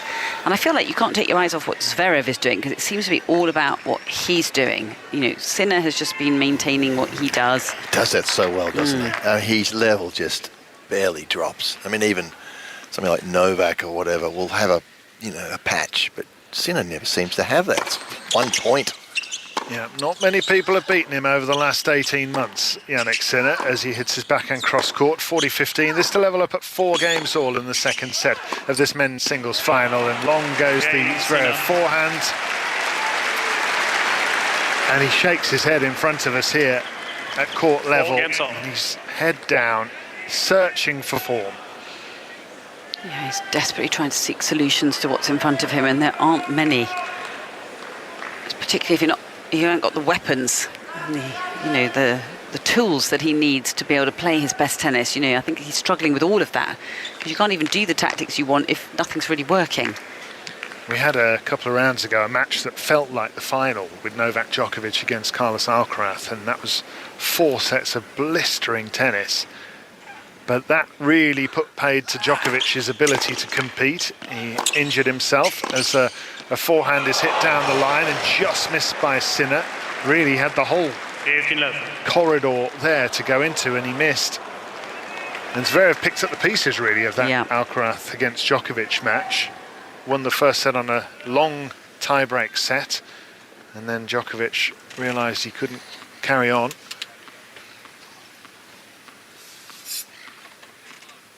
But Sinner, well, he's had to get through 30, fully fit opponents all the way through, as we see an ace hit down the centre by Zverev, who continues to hang on. Well, if he can keep hanging on with this scoreline and just create that pressure, because he's serving first, it might get interesting in the next 10 minutes or so. Yeah, he's just doing just a bare minimum to get through. Here's Zverev with a forehand that barely hits the strings. The timing just isn't quite there at the moment for him. That's a better one, though, from Zverev. Down the line goes the forehand. He's moved himself to 40 love. A few German flags flying after that one. Best forehand for many, many games, that one. Well, the first one was awful, wasn't it? It landed on the service line and it was almost wrapped around the strings a couple of times. And then the second one he hit, he really let it go and got it deep. It was, much, much better through the court. This for 5-4 for Zverev, and he'd suddenly be a game away from the second set, and he felt second best all the way through it. Forehand off the back foot from him. Now he leans into his favoured backhand. He's starting to strike that shot a bit better now. Sinner with a forehand cross court. He opens his shoulders, goes down the middle, and really hit that hard. Zverev staring at the line, thinking it was maybe long, but it was called in, and he nets his backhand. Well, if he could just sneak this game efficiently, he might be able to start really releasing on some big returns of serve and just go for it. Might just free him up a bit if he can hang on to this service game. Yeah, he's doing his best, and he's trying to. That was a good rally, that one. Ended up just dropping one a little short, and Sinner ripped into that forehand. Boy, he can get some pace off that. Forehand is long on the return from Sinner. And a bit more purpose in the walk of Zverev now as he walks back to his chair. Zverev leads 5 games to 4. It's quite interesting watching these two. Almost every time they go to change ends, they're walking at the same pace, that they both arrive there at the same time, and one has to give to the other. And a couple of times they've been having to say to each other, you go, no, you go, oh, okay, I'll go. And it's just a little awkward, isn't it? He's just handed his racket as Zverev to one of the assistants, a ball kid perhaps, and I think maybe asking for it to be restrung. Sometimes players want a different tension to the racket, don't they, if they're not feeling it quite. I mean, we see Zverev having to do a lot sometimes at the change of ends because he's a type 1 diabetic who needs to carry his kit to monitor his glucose, blood sugar levels, and to add insulin at times, and it's something that he's had to keep on top of. I know also that he's had some issues with his eye and his back. It's very, very hard to describe what this is, but he does he used to do a lot of work with these eyes and his focusing and his head tilting. In tennis, what we do is we're moving our heads around a lot, and he found an expert that worked on certain aspects of his balance when his head is in a certain position. They felt there's a real weakness. So, as we know in tennis, we're looking up, we're looking down, we're looking left, we're looking right, and we're trying to move and coordinate everything. And they found out that on certain movements, he's lost his coordination. So they did a lot of work with that. He does some weird exercise, which I learned, which are actually fantastic. And the name of this type of training, I'm trying to remember exactly what it is, neural something or other. Here's Jannik Sinner miscuing a forehand that's gone long. There you go, Annabelle. Might just get the crowd alive here. The Oracle. It's a very strange set of tennis. It is. Because Very odd. Sinner's level has dropped from the first set. It's edgy. It is.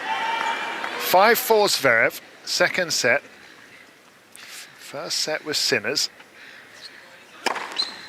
And Sinner can't make a first serve suddenly. He doesn't panic though, Sinner, does he? It could be the first game of the match, 40 love, 6-all in the fifth set tiebreaker. It looks the same. Yeah, his body language certainly doesn't change. He hits his backhand cross court. It's met by Zverev on the backhand. Another netted backhand by Sinner. Suddenly this is love 30. How extraordinary. It's extraordinary. Never have predicted this coming. You did. The last game. Well, I just thought that maybe Zverev would take the initiative and really go for broke, but he isn't even having to because Sinner's level has had a massive drop. Alexander Zverev has not had a break point in the entire match. He could be about to set one up for himself. Seagulls are excited. Here's Sinner with a serve out wide. That's a great serve. Drive volley, pounced on. And if Sinner's got his first serve and in this second set, he's won every point. 12 out of 12. 12 out of 12. Well, he's walking around this court with a sense of purpose. I mean, they couldn't walk too differently, actually. You know, Sinner's is quite upbeat and marching around, and you've got Zverev down the other end. He's a bit mopey, isn't he? He sure is today. He'll be happy if he gets this point, though. Yep, still has a chance to set himself up with a set point here. But that's a great serve down the middle by Sinner. Just when he needs it, he's uncorking these serves, and that crumples the racket of Zverev on the forehand. And Sinner's shaking his racket there back towards Darren Cahill and his team. He liked that one. Cahill, one of the great coaches. He's coached 3 other world number ones in Leighton Hewitt and Andre Agassi and Simona Halep. Now Jannik Sinner. And Sinner's serve has improved out of sight the last couple of years. He serves another one right onto the sideline, and from love 30, he has just taken over. 40-30. Zverev turns around to his team, just looks at them, and they didn't move at all. It's like, I think Zverev was, well, what can I do about that? And they're just like, nothing. Okay, next point. He's unflappable, isn't he? This for 5-all for Jannik Sinner of Italy, the top seed, the defending champion. Just misses the sideline with that serve out wide onto the backhand of Zverev. He's standing way behind the baseline, as he so often does, Zverev, as he hits his backhand down the centre. It's deep, and then he hits an inside-out backhand that Sinner meets. Forehand is stepped on this time by Zverev. He's standing on the baseline, but he's netting a backhand. It's a good hold of serve from Sinner from a precarious-looking position at love 30. Yeah, great serving got him to that, out of that, didn't it? 3 unreturnable serves really in a row, and then on the poor backhand from Zverev. It's a funny old match, isn't it? Now Sinner's serving is keeping him in it. Interesting to see Sinner going on second serves into the backhand of Zverev, isn't it? You would think he'd serve maybe more into that forehand side, but it's paying off, whatever tactics he's using. It's certainly... It's interesting. One of the few players too, Zverev, who actually always runs around his forehand to hit a backhand. He does, yeah, he's been doing that. Yeah, and it's very, very unusual for that to happen. The forehand's more powerful. That's a great serve by Zverev, straight down the centre. And the backhand is just about made contact with from Sinner, but it doesn't clear the net. Zverev trying to become only the second German man to win this tournament. The other, Boris Becker, twice in 1991 and 1996. And in 91 when he won it, ahead of his victory speech, he needed to go and have a little run outside and just gather his thoughts. He was a little bit overcome by the emotion of it all. 5-all, 15-love here for Zverev, who hits his inside-out forehand to the backhand of Sinner, who goes cross-court with that shot, then hits a forehand down the centre with topspin and loop, and he's top-edge to forehand there is Sinner. That's over the baseline. That was like a home run, wasn't it? Bottom edge, yeah. Hooked up. Who did Boris beat? He beat Chang in 96, didn't he? And then I was commentating that one. 91. So that wide is good from Zverev. This is going to feel so much better for Zverev, not to be fighting his way through service games, but to just build momentum in one and just kind of shut the door, slam it shut, and then walk tall when he goes round for the change of ends and try and have another crack at the Sinner serve. But it will feel very different if he sits down having got a really clean service game here. It was Ivan Lendl who Boris Becker beat in that 1991 final and finally became world number one. That's why he was so overwhelmed by the moment. He'd already won several Grand Slam titles by then, but he'd never actually got to the top spot in the world at that point, just like Zverev is trying to do over the next few months. He won't do it by winning here, but this would be reward enough if he were to win this title. He's missed a forehand down the line, has Zverev, 40-15, 5-all, second set. I think it's those kind of areas that just keep mounting up in his head, isn't it? Because it's another one that makes him feel like he doesn't trust himself.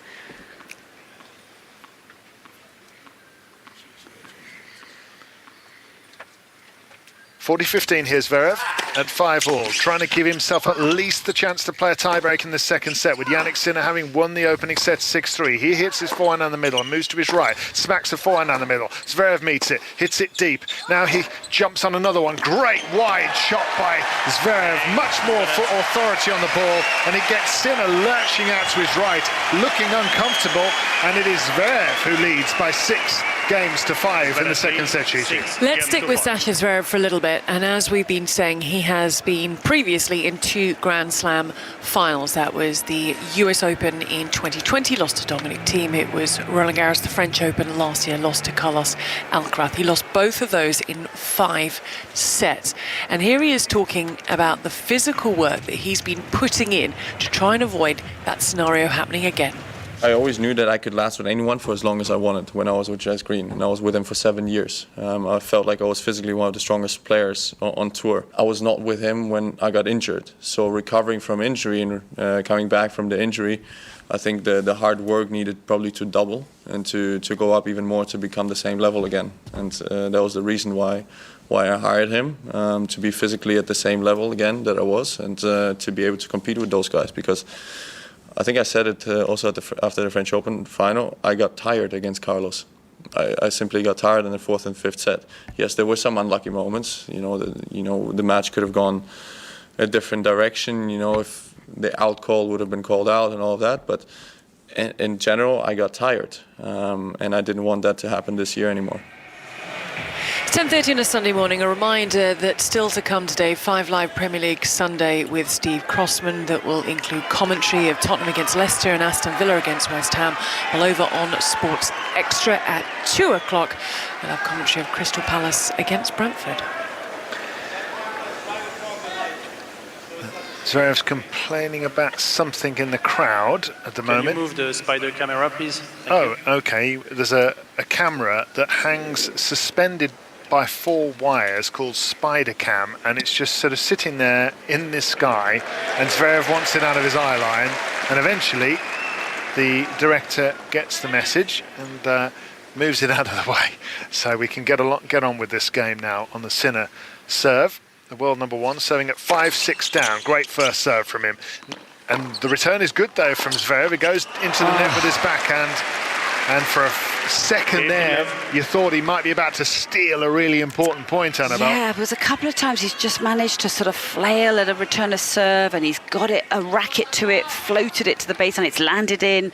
That means you've neutralised that serve and you have a chance to try and win a baseline exchange. And then again, just the unforced errors, they keep mounting up.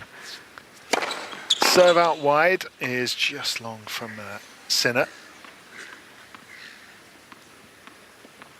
5 Live here in Melbourne.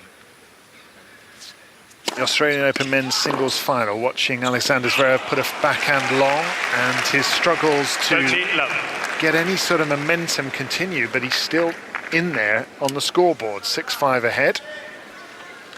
But Sinner at 30 love, 2 points away from levelling and taking it into a tiebreak, having won the first set 6-6-3. Packed house inside the Rod Laver Arena, about 15,000 people. First set serve netted by Sinner in his yellow shirt and cap, serving to the man in all red with just maroon shorts, but that's a double fault from Sinner, who sort of rubs his eyes as if he might have got dazzled by the lights here.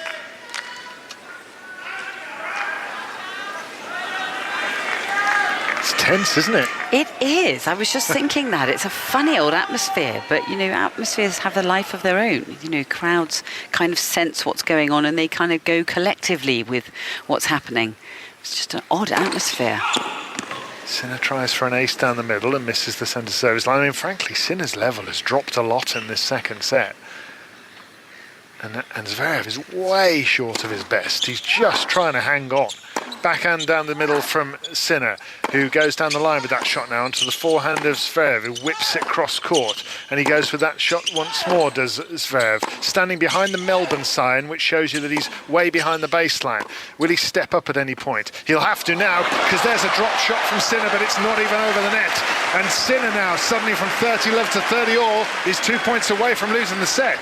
30 all. Well, that's again just a much better point from Zverev. He looked more confident, he looked more at ease, there was less stress in his body and his arm when he was hitting the ball.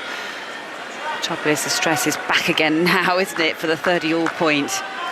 I do feel like his level can only go in one direction. I mean, I feel like it's been so kind of fluctuating and clunky all the way through this match. He's done such a great job to keep it where it's at, but I feel like he can only go in one direction, get better. He might run out of time before he does. Can Sinner find a first serve here at 30 all, 5-6 down? No, he can't. That goes long. If he's got his first serve in this set, he's won all the points, 15 out of 15. The second serve, well, that's only won him just under half. Here's the forehand return by Zverev. Chance to set point here. Hits his forehand deep again. Drop shot again by Sinner. This is a good one. And now a lob volley over the head of Zverev, who's running back, lifting a lob of his own. Sinner will smash. Zverev's into the baseline rally again. Backhand cross court is onto the line by Sinner. Now a whip through a forehand. Zverev goes cross court. This is his big chance, Zverev. Can he pull the trigger? He comes in, hits a backhand volley. Sinner down the line. Volley Zverev. Backhand winner. Sinner down the line. Standing ovation.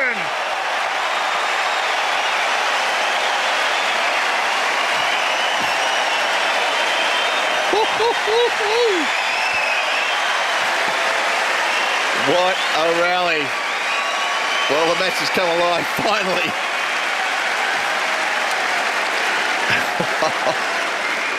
Well, Zverev had this point. 13. Sinner had it, Zverev had it. Zverev backhand volley, just didn't do enough with it at the open court. Gave Sinner so quick, made him hit another one backhand. They decided to go cross court with a backhand volley, Zverev, and at that stage, the whole line was open as long as Sinner could make it. Please. Who would have doubted him? Sinner tries to underline that marathon rally winning shot with an ace, but he misses.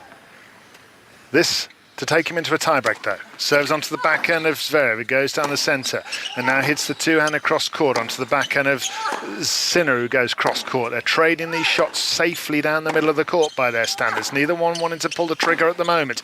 Now Sinner starts to spread the play, then goes cross court with a forehand. Zverev off of the top of the net and he hangs his head as it goes wide.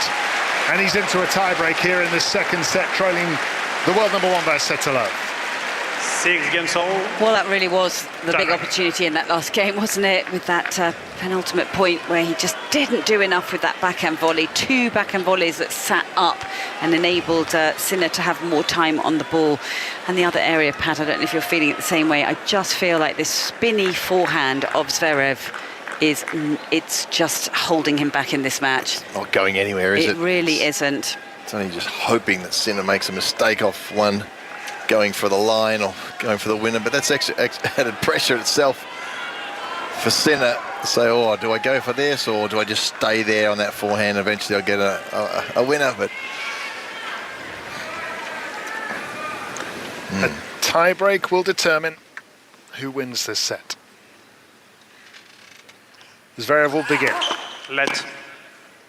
First to 7 points in the first 4 sets if they go to tiebreaks. If it goes to a deciding 5th set tiebreak, it would be the first to 10 points.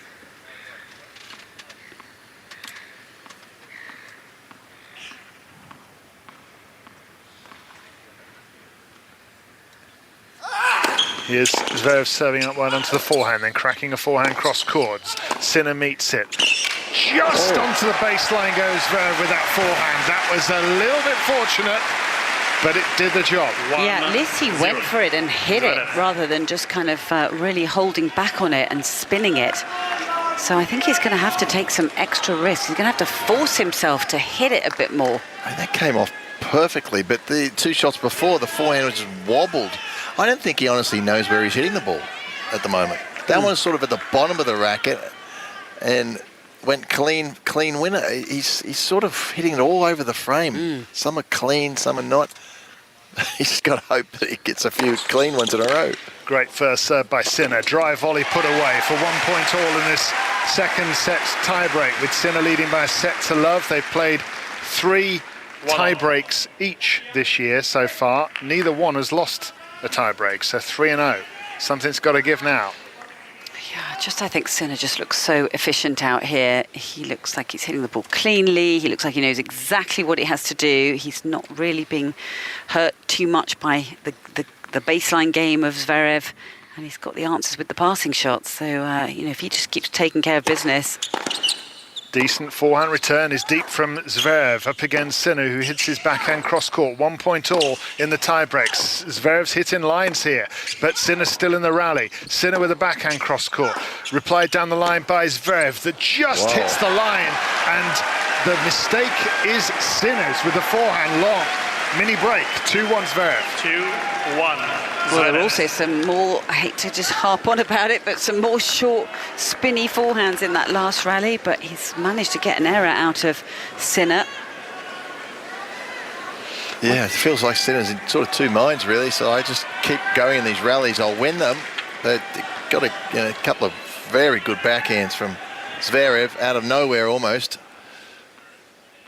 He's running around that forehand, hitting that backhand. Just never see that in the modern game. 65-minute second set, this one. Still not over. Hour and 51 minutes on the clock overall. Zverev taking his time here. If ever he needs to get that serve working, it's now. 2-1, he leads the tie-break. Serves that one onto the backhand. Runs around his backhand to the forehand. Is it in from Zverev? Missed it, but he had to go for that. I mean, it was a high ball, about an inch out. It was a good second serve, pretty high ball. Run around forehand, had the whole line.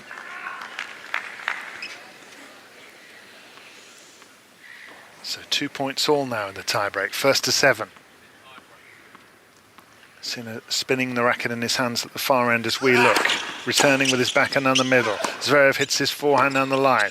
Now he'll hit that shot again off the back foot. It sits up for Sinner, who attacks cross-court. Now he's going to come in again with a forehand cross-court. And a miscued forehand by Zverev. I mean, it's hard to watch it. Explain how badly Zverev is playing by this standard. Yeah, I mean, those were 3 different forehands that came out of the racket completely different. He did not trust himself at all on any of those forehands. If it was a wooden racket, old school wooden racket, he would have clean missed probably 2 of those shots. that's how far around the racket he's hitting the ball. We looked at the replay here. One was on one end of that racket, one was on the bottom. With a small racket, he would have completely missed it. I wonder why. He just doubts himself. It gets into his head, doesn't it? He hits this one sweetly enough down the middle. 3 points to 2 now for Sinner with the mini break of serve as he hits his backhand cross court. Zverev still has a chance despite the level he's playing at, which is really not very good. He hits his backhand on the line onto the Sinner forehand cross court. That's a better forehand down the line by Zverev. He's hitting much more firmly and sweetly now. Backhand on the line by Sinner again. He'll wind up into a forehand and whip it cross court, and he's missed now. That's 4 points in a row against the serve in this tiebreak, and the players' change ends at 3-all. I think that's almost the best rally that he's done from the back of the court, isn't it? Sort of like just with more purpose behind every single shot that he hit in that last rally. And they're by and large going down the middle, aren't they? I mean, they're not really going for the lines. And Zverev, particularly on his backhand and his forehand, he's just trying to get it in at the moment. But they've got enough pace and enough spin to be for certain players they would take those on and go for a big winner. But we're in a tiebreak in the second set and it's tense. So Sinner, I know he's free-flowing, relaxed player, but he's not willing to take this on either at this stage. But every once in a while, Zverev gets a big backhand. It goes straight through, and in that case, just rushed the Sinner forehand. 3 points all in the tiebreak in the second set. Great first serve by Sinner. A lofted return doesn't reach the net from Zverev. And Sinner now, could that be a decisive blow? 4-3. Oh, that was pretty cool in the head, wasn't it? To stand up to the line at 3-all in the tiebreak and just bomb down massive ace like that. Both of the coaching teams can barely sit still. Yeah. They're just so tense. They know that really the match is probably right here from a Zverev perspective in terms of staying in it. Maybe he can fight back from 2-0 down, but that would be a big ask. He's 3-4 down in the tiebreak. He nets again. Sinner will eye a chance to put daylight between himself and his opponent in this tiebreak now.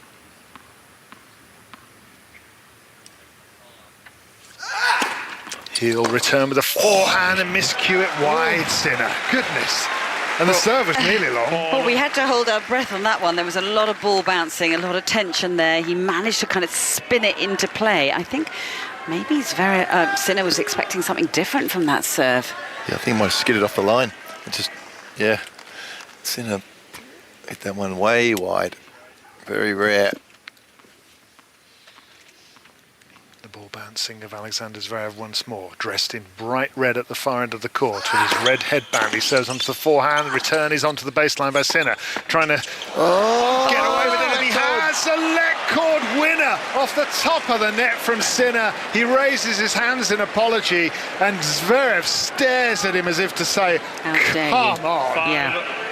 That was extremely fortunate and so irritating for Zverev, because so many of the let cords in the last 2 weeks have bounced quite high and been able to enable the opponent to get to them, but that just died. Yeah, it just went straight up and then dribbled straight over, didn't it? Oh, that is unlucky for Zverev. I don't think he can believe what's just happened. No, I don't think he can. 5-4 Sinner now serving.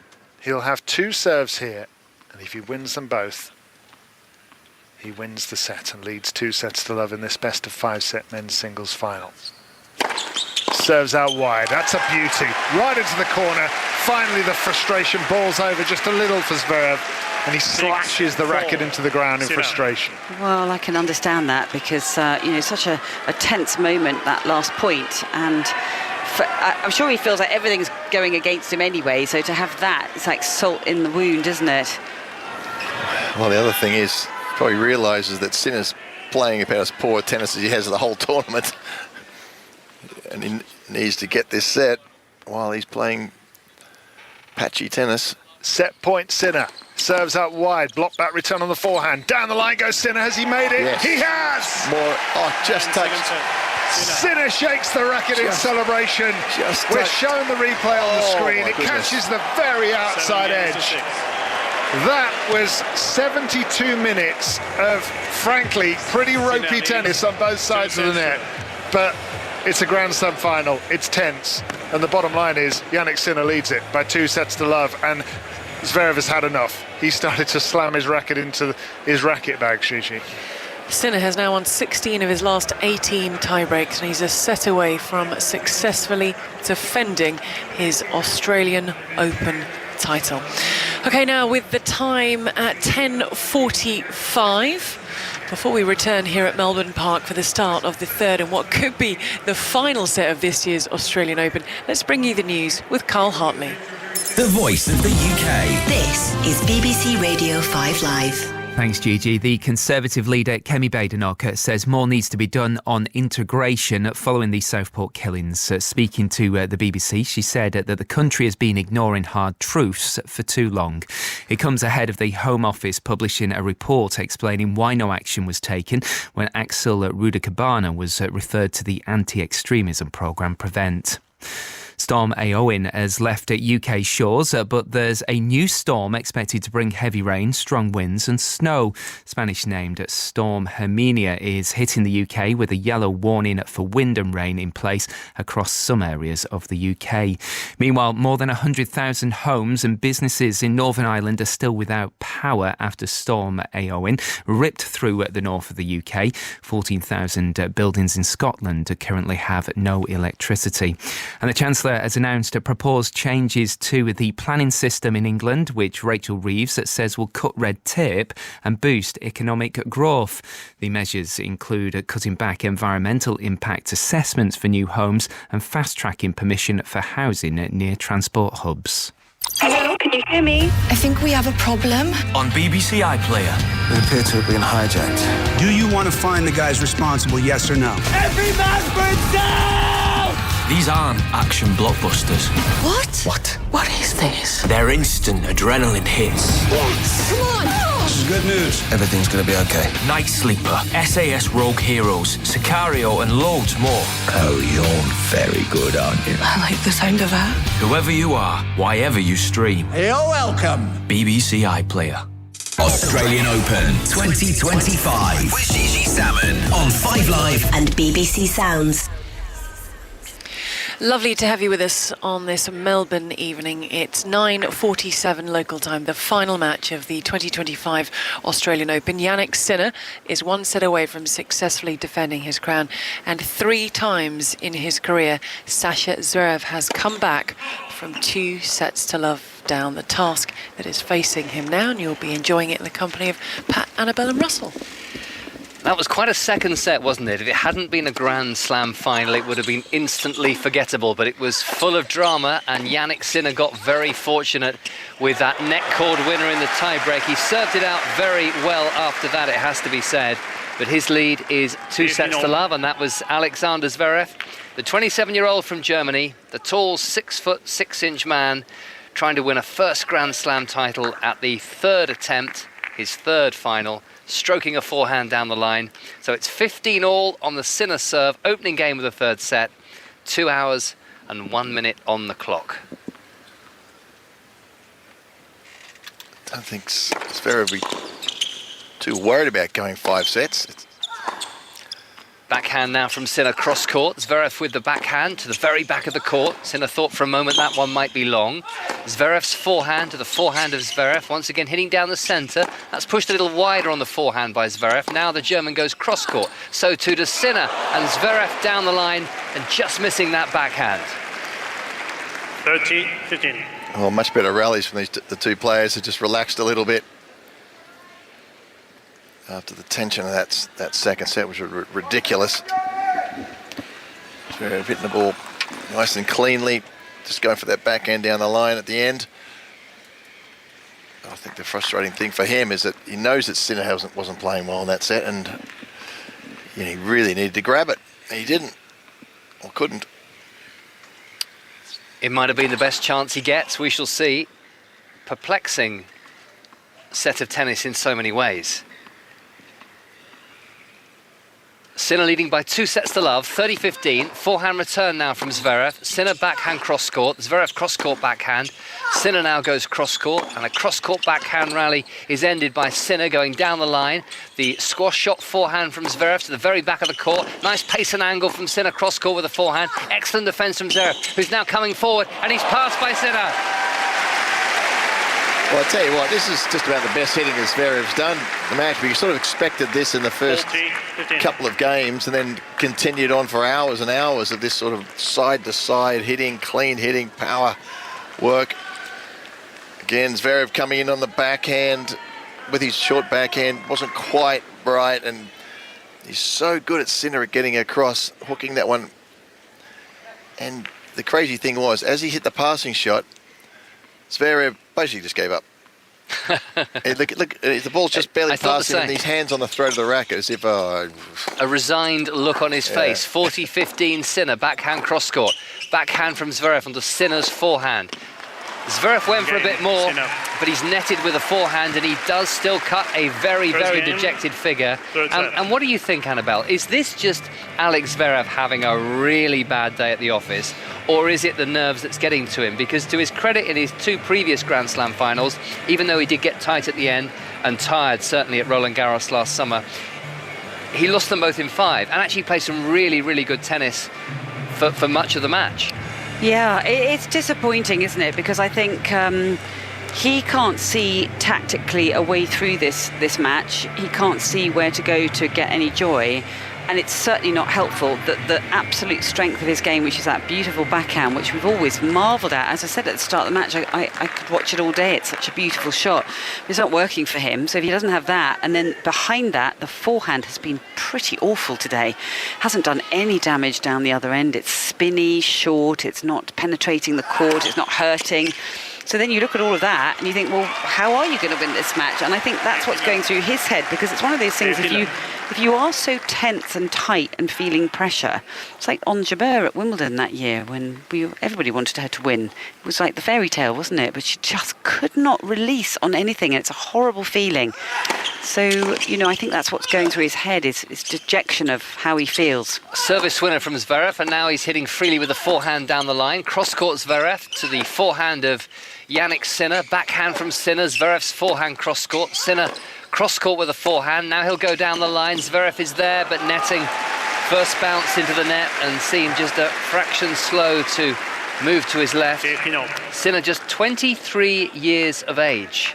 It's really only the last 14, 15 months where he has blossomed. He was always tipped for great things. Won the Davis Cup finals with Italy, having beaten Novak Djokovic at the ATP finals a week early, although he then lost to him subsequently in the championship match. And then last year, 8 titles, including the Australian Open and the US Open. He's got most of the racket on this forehand, but that was really well struck. Cross-court on the backhand by Zverev for 30-15. And if he does win this title, he'll do what Novak Djokovic did in 2015 and 2016. He was the last man to win 3 consecutive hard-court Grand Slam titles. Just to continue the parallels with Novak Djokovic, you've been comparing their game styles, some of their other attributes. Djokovian is the word I always like to use on these occasions. Oh yeah, that's quite a good one. Never heard that one before. Djokovian tendencies. An ace from Zverev, and he has 2 game points for 1-all third set. It's better than Djokovic-ish. It's easier to say. Yeah. It's got one less syllable, I think. Djokovic, I'll have to use that. Djokovic. I'm going to steal that one, sorry. That's Russell. all right. Sorry. I didn't get the patent out in time, did I? 2 game points then for Zverev. Backhand reply from Sinner. Zverev with the backhand to the Sinner backhand. Zverev just lifts that forehand onto the backhand of the Italian. Forehand from Sinner. Backhand cross-court Zverev.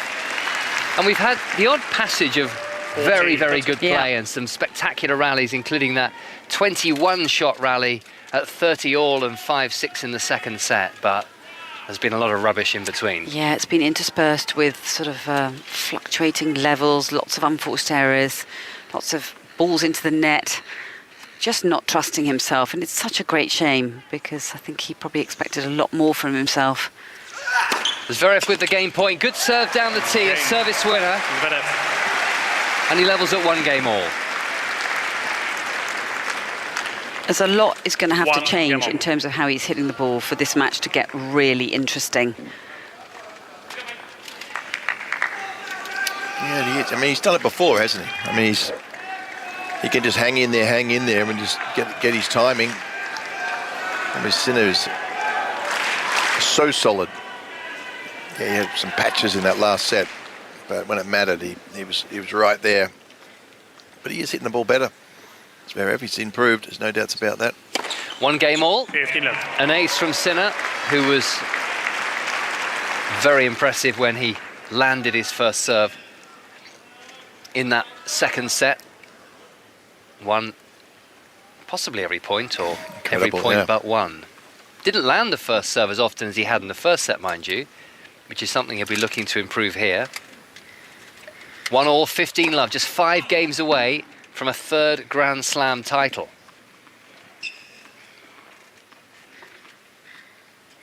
Needs a second serve here. It's onto the backhand of Zverev. Sinner's backhand to the Zverev backhand. Zverev cross-court to the Sinner backhand. Another backhand for the Italian world number 1. Forehand cross-court with a bit of air by Sinner. Hit flatter by Zverev cross-court. And just long Zverev with the backhand. Well, I suppose he's trying something different in a Grand Slam final. It wouldn't have been the plan to go 2 sets to love down, but he's not managed to win in New York when he was 2 sets to love up, and he didn't manage to win the final in Paris when he was 2 sets to 1 up against Carlos Alcaraz last June. And I think you had a Eurostar to catch, didn't you, on that occasion, Annabelle? Yeah, that was a shame. Yeah. What time's your flight in the morning? 6 a.m. Should just about be okay. Yeah, good job it's not the men's doubles final tonight. That went on till 20 to 2 in the morning, with Henry Patton and Harry Heliavara winning. Watching that was so fun. And did you see what they enjoyed as a champions dinner? No. Harry Heliavara's Instagram story. It was a double cheeseburger meal at 3:30 in the morning. How did they get that? There's obviously a 24-hour burger joint open somewhere in the city of Melbourne. Forehand from Sinner cross-court. Forehand cross-court from Zverev. Sinner's forehand. Zverev cross-court once again. Sinner absorbing all of these. Great hitting on the forehand from Zverev, who now hits a drop shot. Sinner will go down the line. Zverev is there, but volleys into the net. He's not won one of those points where he's played the drop shot because Sinner's movement is so spectacular. The takeoff speed, the agility. He's like, I call him a polo pony, the way he can change direction so quickly and get round to that ball, and then he has plenty of time on it. And each time he has ended up stressing Zverev on the volley.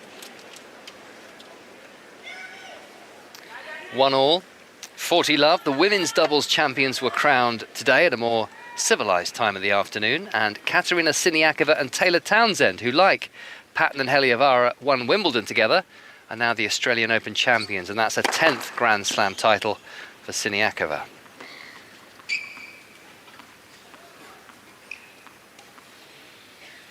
.40 love. 3 game points for Sinner here on 5 Live and BBC Sounds. His backhand is cross-court, and that's a winner. And Zverev does not move. New balls, please. 2-1. Jannik, Sinner leads. Sinner leads 2 games to 1. Best of 5, remember, in the men's Grand Slams, but Gigi does Alex Zverev have it in him to come back from this unpromising situation? Well, physically, he should have it in him because we've been talking about the work he's done with Jez Green, and he said he's worked for moments like this, so he won't be worried physically. In terms of the burger place, there is one on the south bank. I might have to order one. And it's very near your hotel. Is it? Just down on the corner. Apparently it's open very late into the night, early morning. Thank you. And it's the kind of greasy, on big, my side of the your river side or of your you side? you just keep walking. It's good radio. You just keep walking down from your hotel. You'll hit a corner, and you'll probably smell it before you see it. Oh, and I'm heading so you there. can have that as your sort of dinner / breakfast I haven't had before dinner. the airport. Yeah, no, I haven't had dinner I wondered tonight. why I kept hearing the front door of our apartment open at about 3 o'clock every morning. It's not me. Sure? That's actually our other colleague who we're staying with told me that he has been Who frequenting is more it. likely to have a burger at 3 o'clock in the morning is your allegation.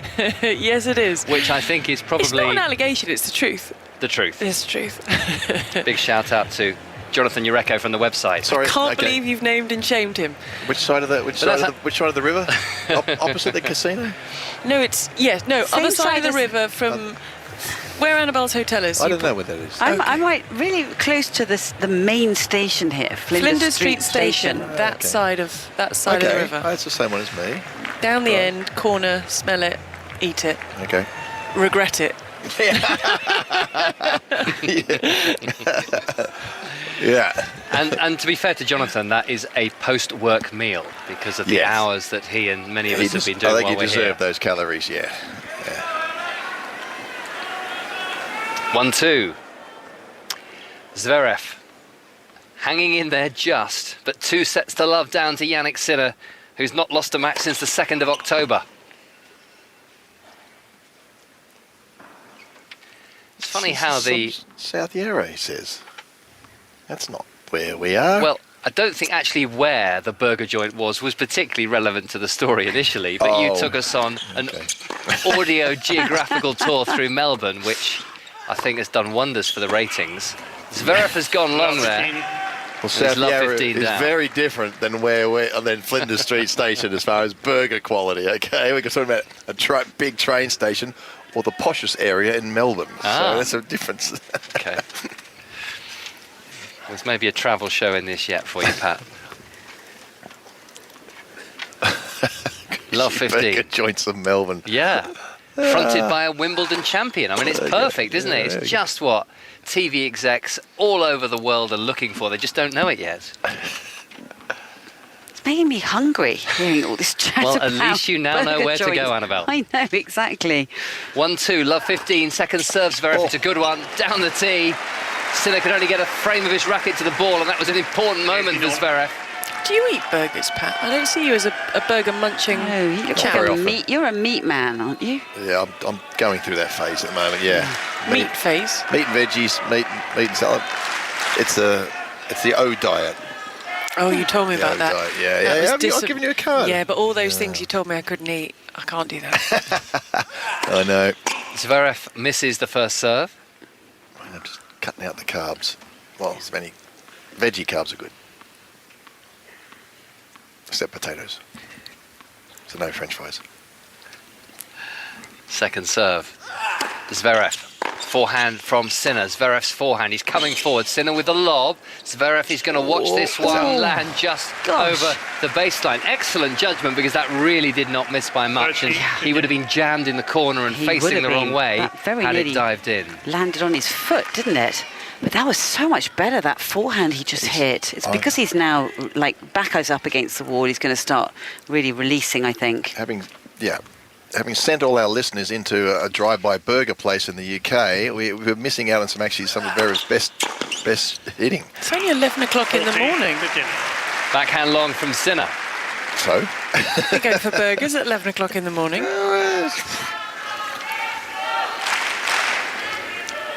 There's burger talk. 2 game points for Alex Zverev to level this third set at 2 games all. Forehand returning to the net from Sinner. This is what we wanted to see from the beginning of the match, didn't we? Yeah. From Zverev. This sort of clean hitting. It's 2 games all. Has it come too late? You know, one thing, he's going to hang in there, isn't he? I think so. I think the one thing we've learnt about Zverev over the course of his career is he does fight, and he will fight to the bitter end. There is a stubborn side to him that is what makes him a great competitor for anyone to take on. I think he's looked very dejected in this match from quite early on, which was surprising, but I think it just, he felt the level wasn't there. But maybe now with his back up against it, he's running out of time. 2 games all. He's just got to the state now where, having lost those first 2 sets, 6-3, 7-6, there is very little margin for error. Forehand with air from Zverev over the baseline. Sinner with the advantage of serving first in this 3rd set. 15,000 people inside the Rod Laver Arena. A couple of thousand more watching in Garden Square outside, watching on the big screen, and it's a lovely evening to be watching tennis. It's warm, not too humid, and they enjoyed the sunset before this tennis final really got into full swing. Sinner with the forehand to the forehand of Zverev. Sinner with the forehand down the line. Really nicely struck. But you can see the difference in how those 2 forehands are produced. One had no pace on it, just landing mid-court. It's quite spinny, coming up the back of the ball, not going through the court. And then you've got Sinner's, which is explosive power, 159 kilometres an hour. Really thunders that through the court. 2 all. 30 love. Backhand return from Zverev. Just over the baseline. It's been a match that the crowd have never really got into yet. It is a strange atmosphere for a Grand Slam final, isn't it? Yes, it is. It's sort of, I don't know, just disjointed. It's not got any energy to it at the moment. It's had its moments. It's had a few spectacular moments, but the crowd feel a bit disconnected to the match to me.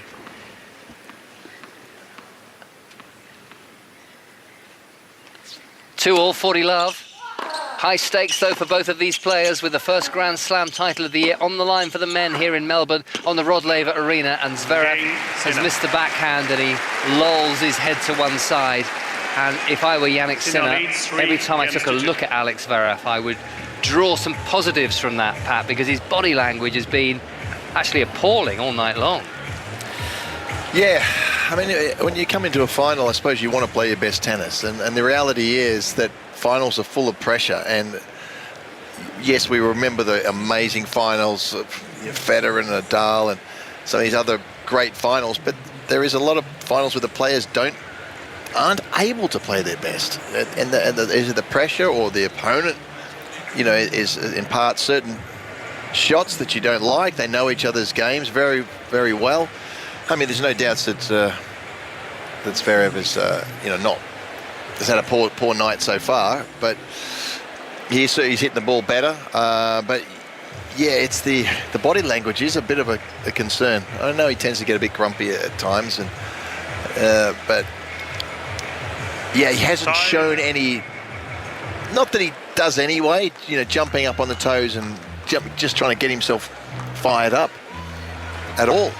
It's almost like, okay, well, I'm just going to keep doing what I do, and I'm not playing that well, and okay, that's just the way it is. Okay, well, if I play better, then I might get back into this match. If I don't, I'll just lose.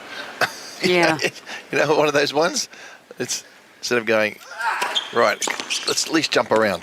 That's the way it certainly comes across, and that's just long. Zverev with the backhand, but it was an excellent service return by Jannik Sinner. And Zverev, I suppose, has the body language of a man who's made 40 unforced errors, and we're only 5 games into the 3rd set. Perhaps hard to fake it if you really feel as if you're a long, long way from producing your best tennis. 2-3, love 15, and a second serve now for Zverev, who will not be wanting to join a select band of players who've lost their first 3 Grand Slam finals. Kick serve to the backhand of Sinner. Zverev drags the backhand cross-court. Now he's stepping onto the baseline. It's a very tentative forehand from the German, though. Once again, he drops short. Forehand cross-court from Zverev. Most of these landing in the service box. And then as he tries to go deeper, he goes long, and Jannik Sinner has love 30. I lost my first 3. Did you? Yeah. Why weren't you listed? Because 2 of them were doubles. Singles only. for this particular stat. Yeah, it's not a great stat, but there you go. Andre Agassi, Goran Ivanisevic. Loser. Dominic Thiem. And Ivan Lendl, I'm guessing. Casper Ruud, who hasn't won one yet, as Zverev serves an ace, much needed. And of course, two men lost their first 4 Grand Slam singles finals. Lendl and Murray. Correct. How dare they? And they did okay for themselves. They did all right. in the end. Exactly. So there's a little bit of encouragement for Alex Zverev, who has certainly did well. Not lost a 3rd Grand Slam final yet. And team, who do you lose to? Some guy called Nadal on clay, right? Yep. Yeah, not the best of draws. Yeah. No. First serve into the net by Zverev. No break points so far in this 3rd set. Second serve.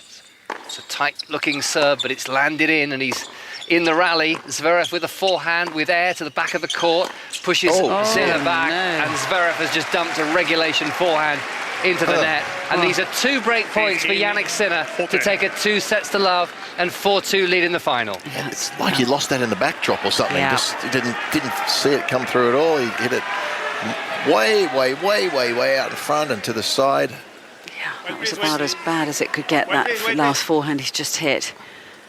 And even the expression on his dad's face as he missed out, we've just had a replay of that, and he's just like looking just pained and anguished expression while his son missed that ball. One thing Zverev has done well tonight is save break points. Sinner's only been able to take 1 of the 8 break points he's had. This is a 9th break point of the final, and Zverev has missed a first serve.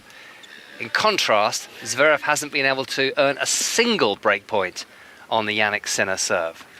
Second serve, and this is the first of 2 break points for Jannik Sinner to take a complete stranglehold on the final. Forehand return from the Italian. Zverev with a forehand, Sinner's backhand. Zverev with the backhand to the Sinner forehand. Zverev's forehand, Sinner making room to his backhand wing. Better hitting here from Zverev, who's 2 break points down. And down the line he goes with the backhand to save the first of the break points against him. And invariably, when he's been in this situation, and he's been 15-40 down 4 times in the match now, he has, on all but one occasion, come up with the answers. Well, that was almost surprising to see him hit such a great shot down the line. I know he can do this normally in, normal events, not Grand Slam finals, but, tonight it just hasn't been there for him. So that was a surprise when he was under such immense pressure down break point. Found something a bit special there. Second opportunity for Jannik Sinner. And again, Sasha Zverev misses the first serve. He was a boys' champion here 11 years ago, Zverev. Break point down for a second time. 5 Live, BBC Sounds. Forehand return from Sinner. Zverev hits the backhand down the centre. Sinner's forehand is cross-court. Zverev on the run and long. And Sinner showing very little emotion now. Walking smartly about the court, leading by 4 games to 2. And after 2 hours and 25 minutes, seems to be in complete control. The scoreboard tells us he's 2 games away from a second consecutive Australian Open title, as Alex Zverev shakes his head and he looks at a loss to explain why things have gone so badly wrong for him so far tonight. Well, his dad's still muttering away and trying to add something to the mix here, but I'm not sure it's going to be enough. I think it's really nearly done in this match. Good return here from Zverev. He'll need to break back immediately. Backhand from Sinner is just long as he goes down the line. Allow 15.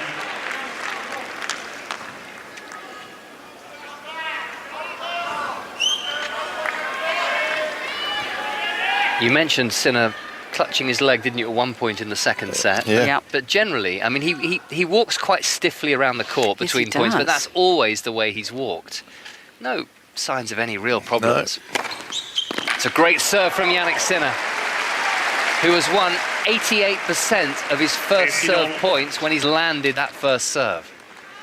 That's a phenomenally high number in a Grand Slam final. He's landed 60% of his serves, which is okay. Would like it to be a bit higher, but it looks like it may well be plenty enough. 15 all. Sinner misses the first serve. 8 times a champion last year. And world number 1 by a considerable margin. This is his first experience of trying to defend a Grand Slam title, and he's 2 games away from doing so as he hits a forehand cross-court. Zverev into the net with the forehand, and it's as flat as a pancake inside the Rod Laver Arena. Yeah. 30-15. Well, they're so contrasting the way they're hitting their forehands. I mean, that one with purpose again. He's really aiming deep into that forehand corner. It has rotation on it. It's got heaviness attached to it. He never looks like he's going to miss it. And it's got purpose. Whereas I think Zverev's has really let him down badly today. Well, yeah, right from the word go. He missed a few and you think, okay, he's just getting loose. But timing has been off. 30-15. Sinner still has 2 games to win. 4-2 up and leading by 2 sets to love. The kick serve to the backhand of Zverev. Sinner cross-court with the backhand. Another backhand from Sinner to the backhand of Zverev. That's on to the baseline. Sinner's having to be very watchful here, but he can rely on an error just around the corner. And the forehand was long by Zverev. And here is Sinner's chance at 40-15 to move 5-2 in front. Well, he seems like he's having a running commentary with his dad once again in that corner. He's now raising his arms, he's gesturing, it's getting more animated down there. But of course, only a few points away now. If Sinner gets this service game efficiently on the board, he's only 4 points away from taking his second Australian Open title. The first of the 2 game points for Sinner,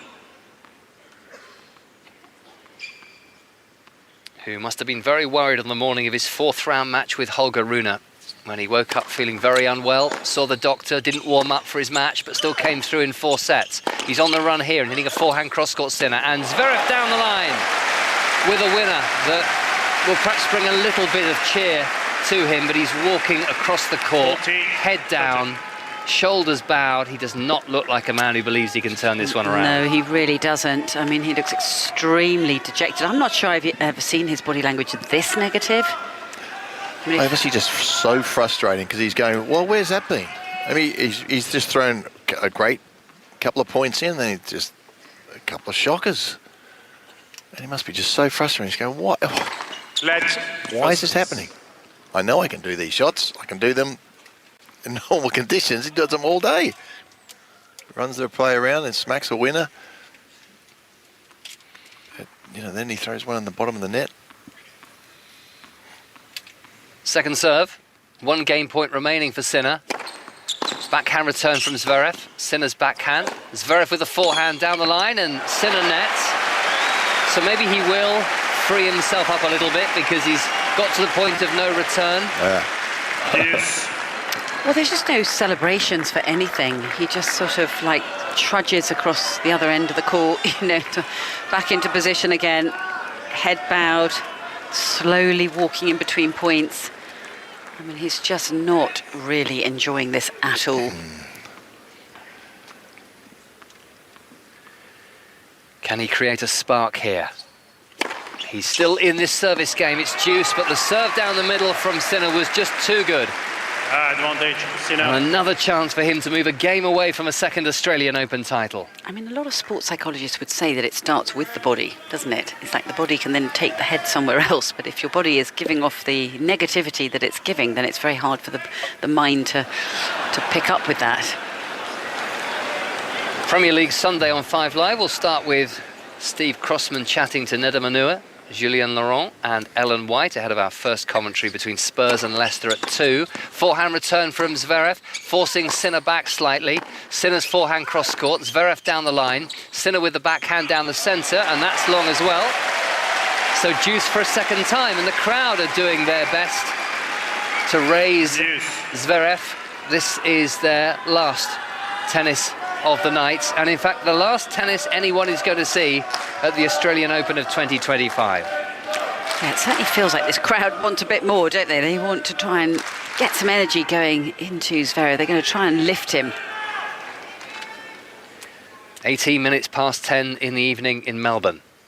Australia Day today, a public holiday tomorrow, as Sinner serves and finds another big serve, this one an ace down the tee. How often has he done that tonight? And that's what champions do, of course we know, but boy, has he done it. He's been in not too much trouble too often, but when he does, it just thumps down a big serve.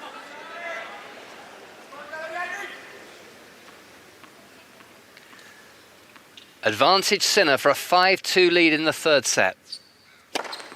In towards the body of Zverev, whose backhand is long. Sinner pushed a little bit harder in that service game, but the end result is a very familiar one, Gigi. He leads by 2-0 and 5-2 in the final. If Jannik Sinner does get that one more game, which we, I think, all believe that he will, and defend his title successfully, in terms of ranking and points, now this is the start of the year, he will go 3,695 points clear of Sasha Zverev in second place. Now that is a lot, but, Annabelle, it's a cushion that the Italian might need, as we talked about his court hearing on the 16th and 17th of April, testing a charge where he was cleared for failing 2 drug tests. It could lead to a ban. Yeah. So he needs to get the points while he can. Oh, absolutely. I mean, none of us know what's going to happen. Is he going to get a short ban? Could it be 2 to 3 months, or, which won't hurt him that much? Or is it going to be a year? Could it be 2 years? I mean, it's such a shame for the sport. I mean, is it a possibility of none at all? Well, that's true too, but I can't imagine they'd be going after him so aggressively the way that they are without wanting something out of it. They must think they know something. There's something hasn't been disclosed, because it's absolutely ridiculous that this is even happening. And that's certainly from the Sinner camp as well. Darren Cahill is he's fuming, he's furious about this. I mean, it's unprecedented that this has happened to a tennis player. So I don't know what to say. No. But if he's been cleared, then he's been really harshly dealt with. But he hasn't seemed to have affected him on the court, that's for sure. Well, I think that's what he says, that his conscience is clear, isn't it? Yeah, this has been hanging over his head since August. In fact, before that, that's when we got to find out about it, while he was playing in Cincinnati 10 weeks before the US Open. He won the title there, having won the Australian Open title last January, and he's now 4 points away from going back-to-back down under. He shanked the forehand, though, on the first return of serve, with Alex Zverev serving to stay in the final, trailing 3-6, 6-7, 2-5, after 2 hours and 34 minutes play on the Rod Laver Arena. Zverev misses with the serve down the tee.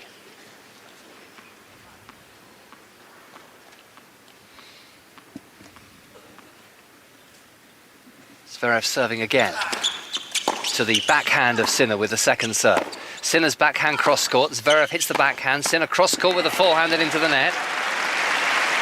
30-11. The trouble for Zverev, even if he can hold serve here, is that he will know that he's not had a single breakpoint opportunity on the Jannik Sinner serve all night. Yeah, exactly. And rather strangely, I mean, he's been playing the whole match with that massive amount of gold chains that have been sort of wrapped around his neck, and they've been a bit tied up and knotted in front of his shirt. He's literally just tucked them away. Yeah. First time. Backhand wide from Sinner. Weird, isn't it? Played the whole match with the chains outside. I've always thought they would be a great distraction, because they are quite heavy chains thumping against your chest. But knock his teeth out too. Something he's always done. He has them in his mouth sometimes, doesn't he? I'm surprised he hasn't chipped his tooth. 40 love. First serve into the net, but he looks like he's going through the motions here. Yeah. Jannik Sinner looks like he's almost got his mind on the next game. Second serve from Zverev, backhand cross-court Sinner. Sinner with a forehand. Zverev with the forehand, and there's a forehand winner. And a feisty 1-2 from Jannik Sinner. Thrashed that one away for the winner. Oh, that was blistering. That's one of the best forehands we've seen all evening, and no wonder the crowd appreciated that one. That was special. And it does look like there's a massive gulf of difference between these two, and it's hard to believe it is number 1 in the world against number 2, because the difference looks so enormous tonight. 40-15, Zverev serves, blocked into the net by Jannik Sinner. Zverev holds. And now he's going to have to break the Jannik Sinner serve if he's going to deny the Italian a second consecutive title down under. Well, there's a little bit of reaction from the crowd. I wonder if they even know what's going on. He's got a break serve to keep this match going. One German flag I could see That's about waving, it, yeah, but he was waving it fairly sheepishly. Not like a man who really believed he was about to witness a stunning comeback, but let's see. As Sinner misses his first serve, that is the beauty of the tennis scoring system, as we've said many times before. You can lead 2 sets to love, 5 games to love, 40 love, and you can still lose it. It's not quite that bleak for Alex Zverev, who's benefiting from Sinner going over the baseline with a forehand. There will be tension in his arm, I'm sure, Annabelle, even though he won 2 Grand Slams last year. Well, there will be, and I'm sure his heart is racing just a bit, but he seems to have such a low pulse, doesn't he, when it gets really, really stressful. He never shows any emotion, he just goes about his business, and that's where he's most impressive. But, you know, Zverev has had several opportunities in this match to try and really get something going on the Sinner serve, but he never has been able to do it. Love 15 down. Sinner lands the first serve, the forehand down the line. Zverev with the forehand cross court, but that's too short, too passive. Yeah. Sinner down the line with a forehand winner. Way too short. I mean, that literally was probably one of the shortest ones he's hit. And particularly when, you know, you've got your opponent down love 15, you want that something else to come into play there. But what's he trying to do is roll a ball to the forehand. He might as well just take a rip at that and go down the line. And if he makes it, he's love 30. The crowd get energised. He gets energised. Sinner gets more nervous. Just rolling that ball across court. It's very passive. 15 all. Sinner 3 points away from the title. Make that 2 as he serves an ace. Does it again. Down the tee towards that commentary box window. And this is a classic this match has just been a situation where Zverev has had very few chances, but when he has had chances, he hasn't gone for them at all. No. He never even remotely looked like he's going to take them.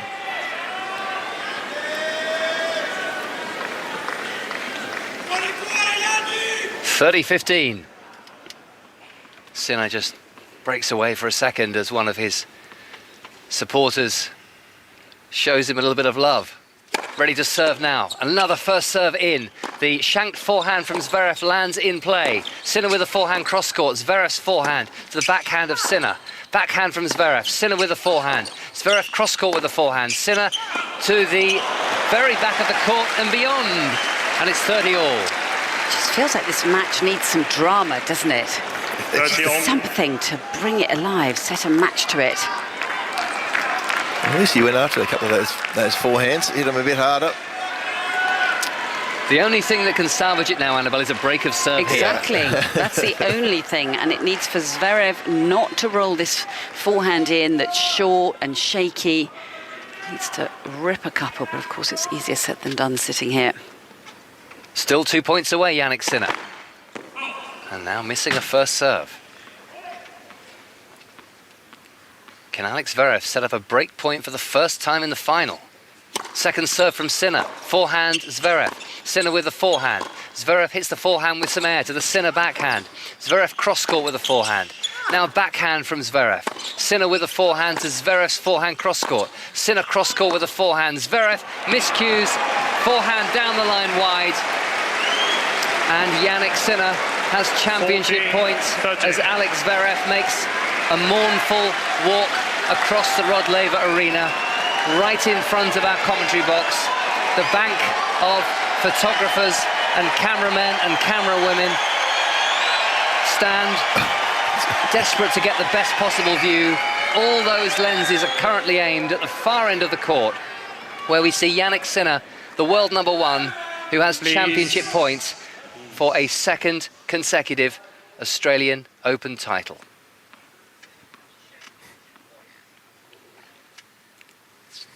Sinner serves and misses the first serve. He was ready for the return. Second serve, championship point number 1. Backhand from Zverev. Sinner with the backhand cross-court. Zverev's backhand. Sinner down the line with the backhand to the Zverev forehand. Backhand Sinner. Zverev's backhand. Sinner with the backhand down the line. Zverev forehand cross-court. Drop shot to try and win it. Zverev slipped, but he's there. Sinner with a passing chance. Cross-court to win the title down under for the second year in a row. Alex Zverev has already shaken hands with the umpire as he comes up to congratulate Jannik Sinner. We didn't have anything like the drama of 12 months ago when Sinner came from 2 sets to love down to beat Daniil Medvedev. But that is 3 hard-court Grand Slams in a row for Jannik Sinner. The Italian is becoming a Grand Slam winning machine as he tosses his sweatband into the crowd, walks into the middle of the Rod Laver Arena, and it's a fairly circumspect celebration. It was a bit of a stinker of a match, in all honesty. One of the most forgettable Grand Slam finals of recent years.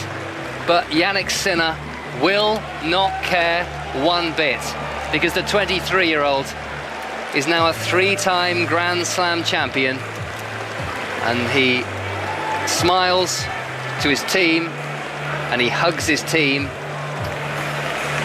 And Aryna Sabalenka did prove bootable by Madison Keys last night. Jannik Sinner, not so. Champion for the 2nd year in a row.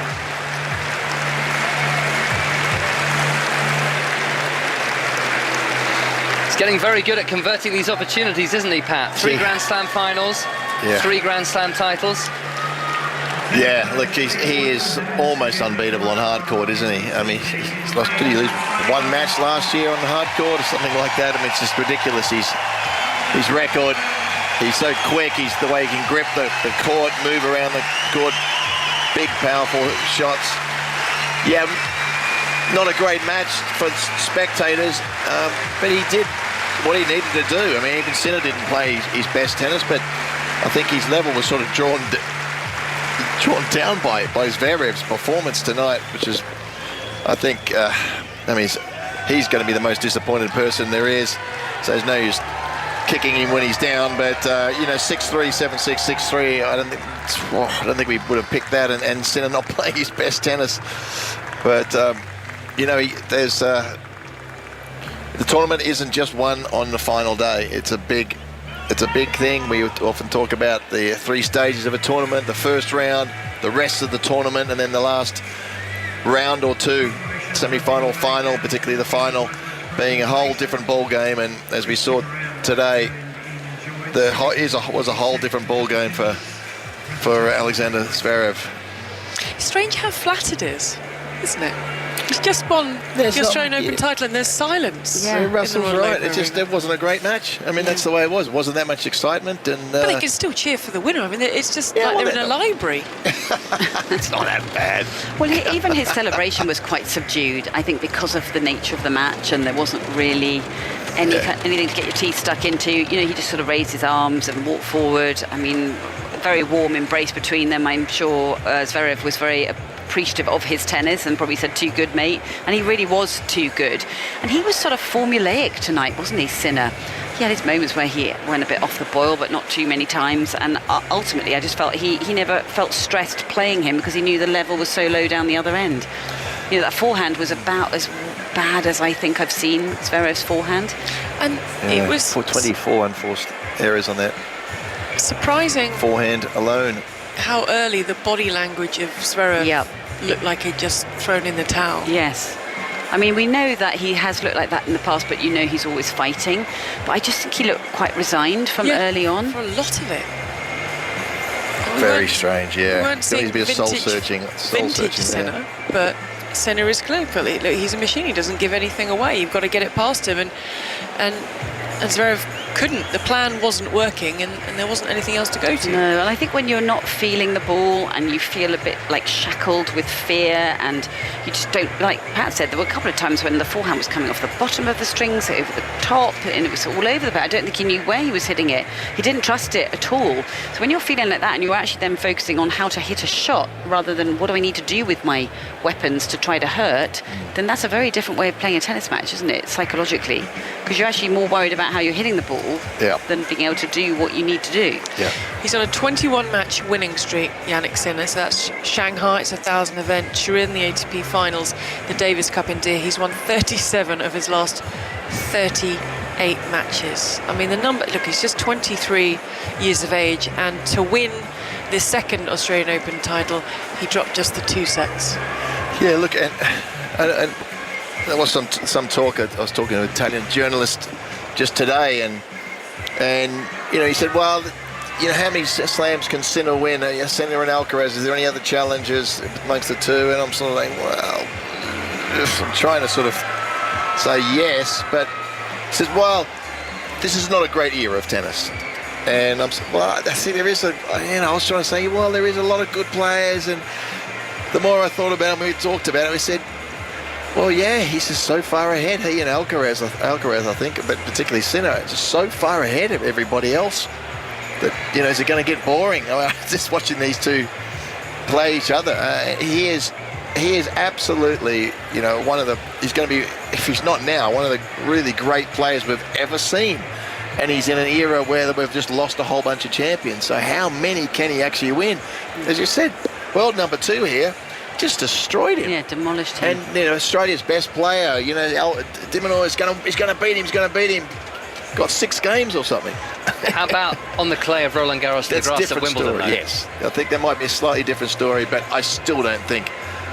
I think it's still only 2 people. I mean, Zverev did play well at this year's French Open, but I still think there's only one player who could possibly beat him. Maybe Djokovic if he runs hot on the grass. Maybe if he serves well. But probably for 1 year only, given that he'll be 38 in May. So until these other young guys come through, it's a 2-horse race. But we did see that for a while with Federer, and then Nadal crept up, and then all of a sudden there was Djokovic and Murray and Wawrinka. So things can change pretty quickly. But right as we sit now, it's a 1-horse race / 2-horse race for all these slams coming up, in my opinion. I've been wrong before. Jannik Sinner is the first player to claim 10 consecutive straight-set wins over ATP top 10 opponents since they were first published in 1973. And all this against the backdrop of what he's been going through. With the 2 failed drug tests last year, there's an appeal that could see him banned for a minimum of 3 months, a maximum of 2 years. I mean, mentally, I wonder what the rules are with that, incredible. Because didn't he have some of the prize money taken away when he got sort of done the first time? Yeah, the ATP took So his I'm money wondering away. whether some of that might have to be taken away, not retrospectively. No, because that was the offence was at Indian Wells, and therefore in California in March, so he lost his prize money and his ranking points for that particular tournament. Remember, he has admitted the offence, and an independent tribunal have decided that there is no case to answer. So he is absolutely, completely within his rights as he consoles Alex Zverev now. He can see how upset he is. To keep playing, to earn money and ranking points, they are not in jeopardy, but what it does mean is that once the Court of Arbitration for Sport make their decision against the World Anti-Doping Agency's appeal, they announce that he is banned if indeed they decide he should be banned immediately, and could therefore have to rip up his plans for the summer, which might include the French Open, Wimbledon, and who knows, maybe the US Open as well. There's a lot coming up ahead, isn't there? But I mean, I think you just have to, by the way, he just puts it all to one side and just focuses on one point, one day at a time. And that's what he's just done. Compartmentalises very well. Right, over to your Master of Ceremonies, Todd Woodbridge. Deputy Premier, the Honourable Ben Carroll, Deputy Prime Minister, the Honourable Richard Marles, and all the other dignitaries and government representatives that are here with us this evening. Well, what a fortnight it has been. In fact, what a 3 weeks it has been. We've seen some incredible tennis. We've seen drama, stories that have unfolded. And then tonight we've seen 2 magnificent athletes, the world number 1 taking on the world number 2. Please put your hands together for both of them.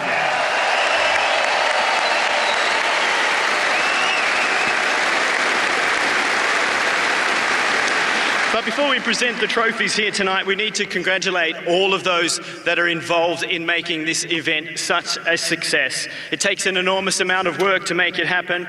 So thank you to Tennis Australia, to the support staff, our sponsors, our ball kids who do an incredible job all throughout the tournament. But you know what? Most importantly, we need to thank the players because they put on an incredible show for us.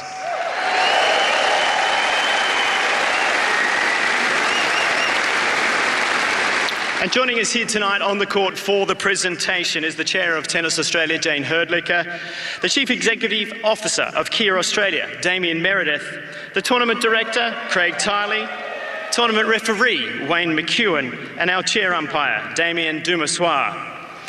And to present our trophy here tonight, He's an absolute legend of our game. He's got 26 Grand Slam titles to his name. Beauty Nuke, it's John Newcombe.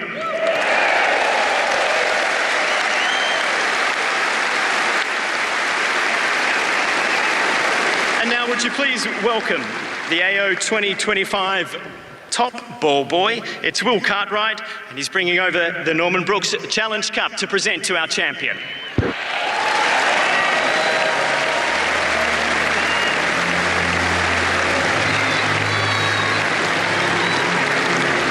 Well, the Norman Brooks Challenge Cup, which goes to our winner tonight, has been travelling around Victoria for several weeks now with our AO on the road team, and it is now safely back right here in Rod Laver Arena for our champion to be holding aloft very shortly. Thank you very much, Will.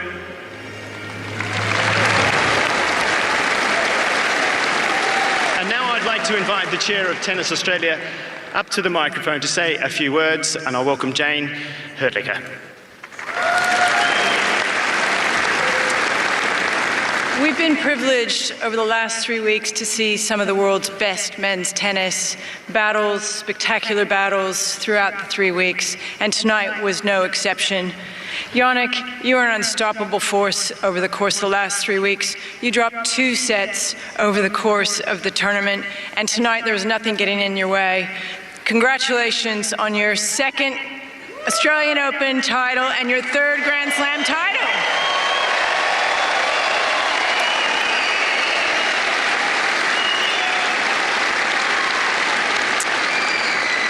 And Sasha, tonight was not your night. There could only be one winner, but you were somebody to watch throughout this tournament. You're clearly sitting in the right spot in terms of your ranking, and we know we're going to see you back here, and you're going to be battling for a trophy and carrying away one of the Grand Slam trophies around the world at some point, and we wish you all the best. Thank you for the inspiration of the last 3 weeks.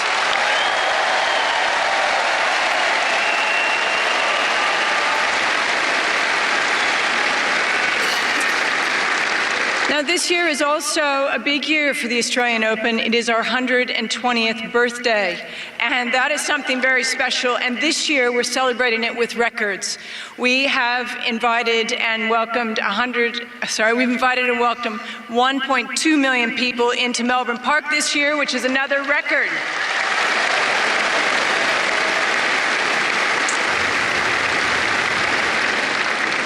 And tonight, we also need to celebrate our fans, our playing group, and our people. We've got 12,000 people here who make the Australian Open what it is. You all bring the vibe, and it has been nothing short of spectacular this year. Thank you to Melbourne, and thank you to everybody watching from home. You really made it happen, so thank you very much.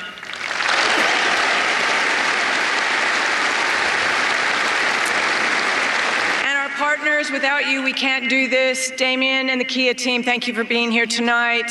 We've got the team here from Rolex, the team here from Emirates, and also from Luzhou and Visit Victoria. And without you, we don't make this happen. So thank you, everyone, and have a great night. Thank you very much, Jane. I'd now like to invite the Chief Executive Officer of Kia Australia, Damien Meredith, up to say a few words. Damien, you've got some fans in the crowd too. Thank you, Todd. To the players, not only tonight, what a great game it was, but for the last 2 weeks, congratulations on making the final of the Australian Open. It was a sensational effort. Thank you.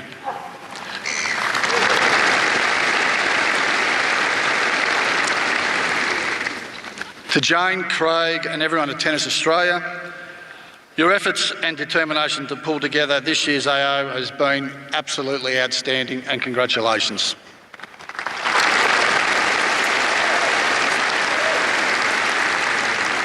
At Kia, we are very proud of our 24-year involvement with the Australian Open, and you have once again proven why it is a world-class sporting event. Well done and thank you.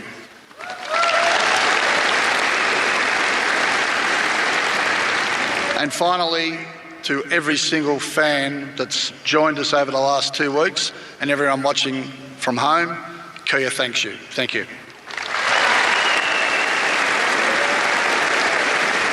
Thank Thank you for your support, Damien. I'd like now to invite up our chair umpire to come and collect a memento for the work that he's done, not throughout the tournament, but also here tonight, and that will be awarded by our tournament referee, Wayne McEwen. Damien Duniswar, the Frenchman, making his way up onto the stage to receive his memento. Quick photo, couple of smiles. Didn't have an awful lot to do. Congratulations. Well, he did it very well. Job well done.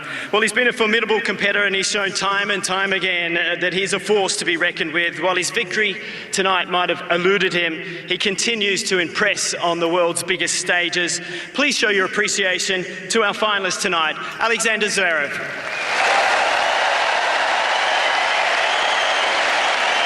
Makes his way up into the stage. He's a really good speaker, Sasha Zverev. He looks a broken man at the moment, but he will shortly take to the microphone here in the Rod Laver Arena.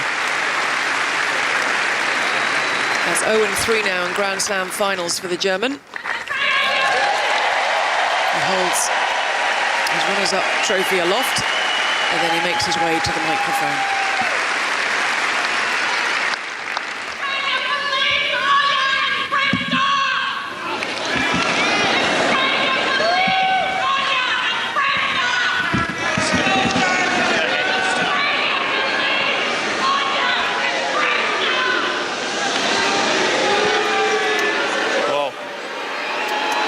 So a protest of some sort. We can just hear the voices as you can. We've not seen any pictures either. And Zverev is just pausing before beginning his runners-up speech.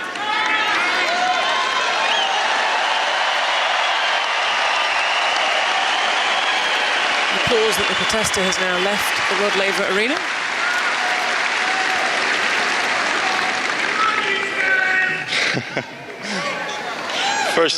First of all, I mean, it sucks standing here next to this thing and not being able to touch it, I'll be honest. No, but first of all, congratulations to Jannik. You more than deserve it. You're the best player in the world by far. Yeah, I mean, I was hoping that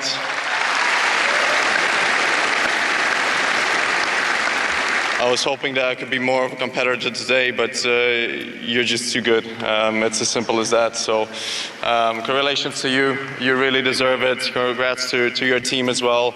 You've done all the right things. You've done all the work. And yeah, there's nobody that deserves this trophy more.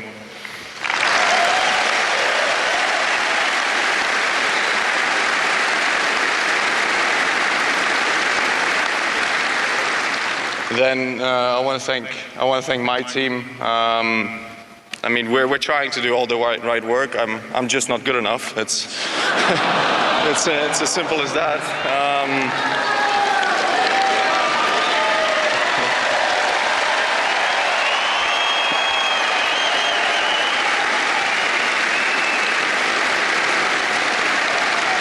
But I really appreciate what everybody has done over the last few years, back from my ankle injury to world number 2, to playing Grand Slam finals again. So I really appreciate everything that they have done, and yeah, I wouldn't be here without them.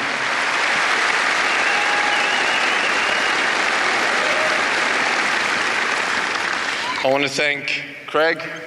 In my opinion, still the best tournament director in the world. You guys have no idea how difficult we are actually as players to him. So give him some credit. He's trying to make everybody feel as welcome as possible. He's trying to give back to the players as much as possible, and I think he deserves all the credit that he gets from us players, and I hope from you guys the appreciation as well. Yeah, he's putting on the best tournament in the world, and it's a big thanks to him for that.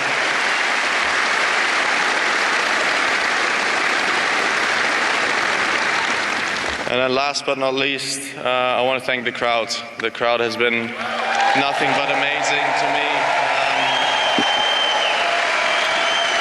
Nothing but amazing to me over the past 2 weeks.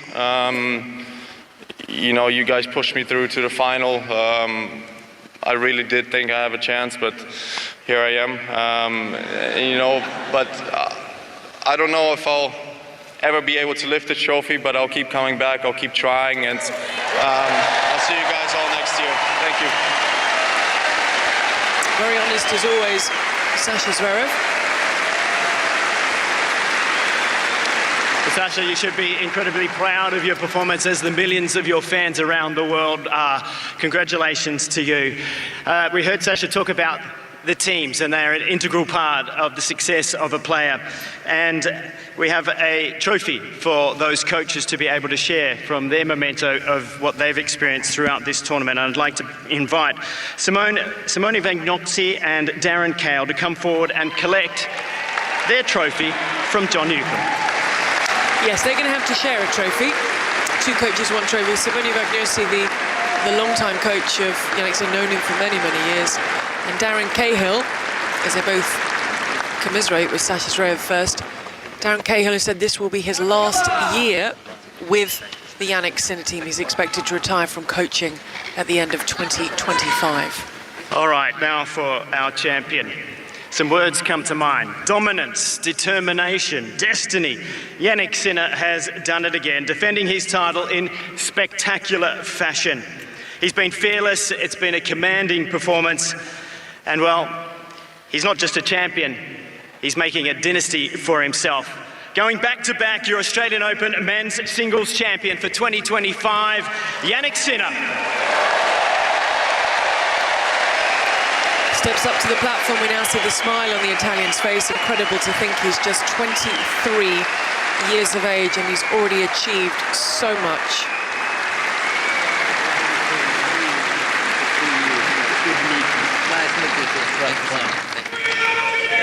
You pick it up. It's too heavy for me.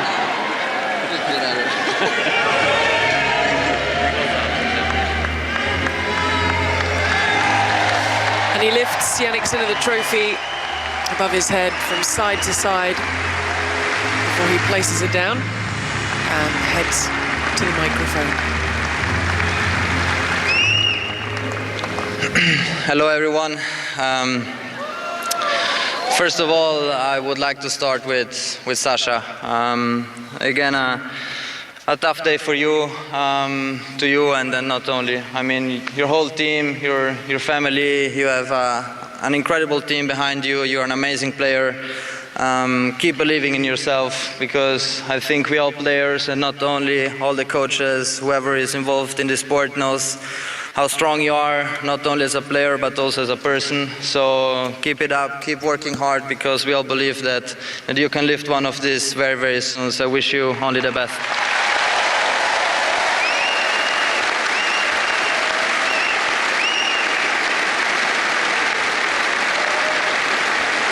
Talking about my team, what can I say? We worked a lot to be again in this position.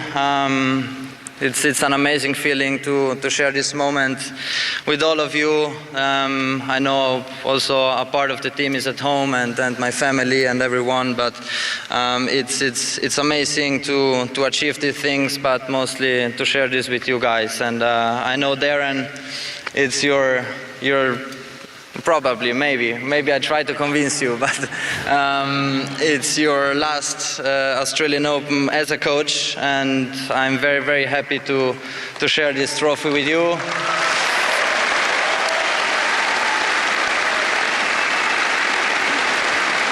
And everything started a little bit when I made my whole change to also Simone, and I think you are an amazing combination of coaches, and obviously the physical and physio. I'm very, very happy to have you all here. Thank you so much.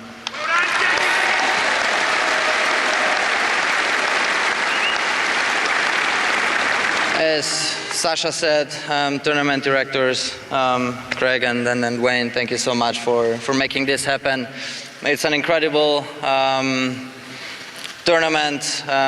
For me, it's until now, and hopefully it keeps going like this, the most special Grand Slam, and I'm very happy to be here. You take care of all of us. You make us feel home. So thank you so much.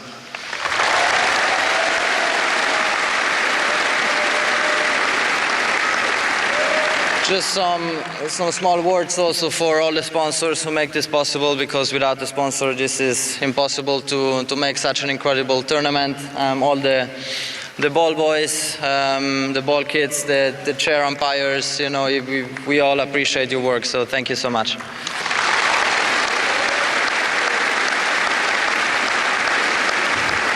And now the most important part is you guys. You are amazing. You cheered for me not from the first round match, 1 week before already. So it was an amazing atmosphere to come here. I felt your love, and see you again next year. Thank you so much. Thank you.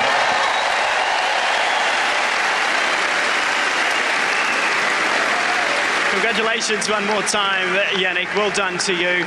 That concludes our presentation as we pass over to Roland Garros, which of course gets underway in May in Paris. Ladies and gentlemen, thank you so much for your support, and one final round of applause for our champion.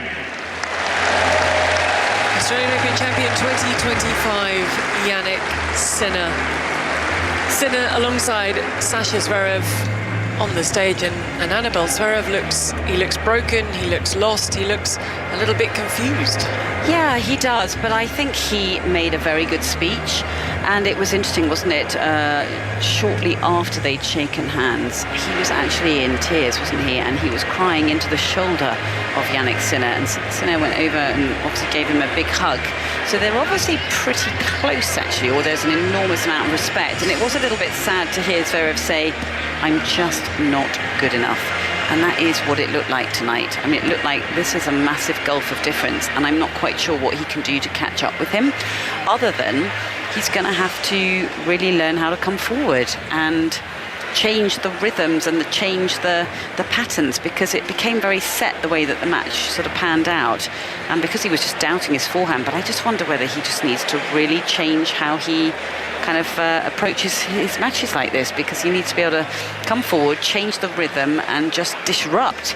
But let's see. I mean, we know he's going to keep fighting, but I wonder what baggage this is going to do for him going forward. I think it's quite damaging baggage, to be honest with you. Well, Pat, that has been the Achilles heel, the scar tissue that he has, and when it gets to the big moments, it gets to the big matches, he retreats into himself, and he hasn't been able to produce his best tennis, or anywhere even half decent tennis. Well, yeah, the French Open against last year was pretty good, but yeah, I mean, it's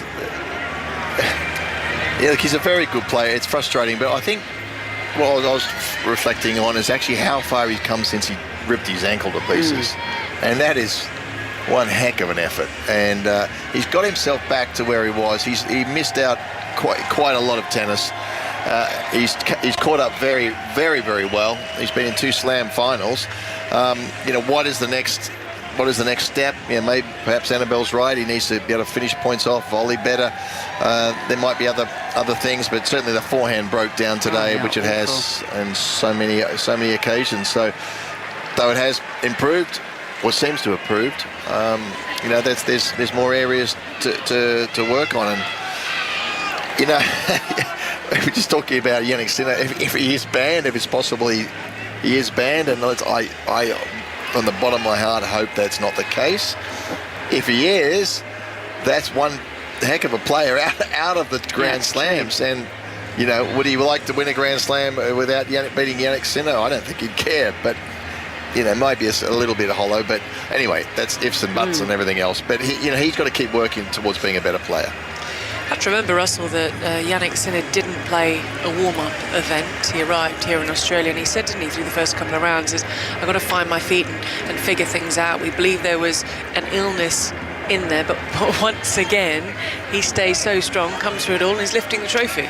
Yes, I think for these great players on the men's side, it's very possible not to play a warm-up tournament and still win. They have time to play themselves into form a little bit in the first week with the best of 5 set matches, and he's getting more and more used to putting together a schedule. And with the Davis Cup final not finishing until almost the end of November, and with Italy having won that 2 years in a row, I think he did absolutely the right thing. And it's been proven, hasn't it, Pat, that you just have to be actually very single-minded and think, well, I just can't afford to come out to Australia before Christmas, because otherwise I never get a break at all. I never get a chance to work on aspects of my game. Yeah, and I talked to Darren Cahill about that. I said, what are you guys going to do? He said he's going to go home, have 2 weeks off. And I said, just 2 weeks? He said, yeah, just 2 weeks. We're going to have a block, and then he's going to go home for Christmas so he can spend some time to relax and be fresh when he gets to Australia.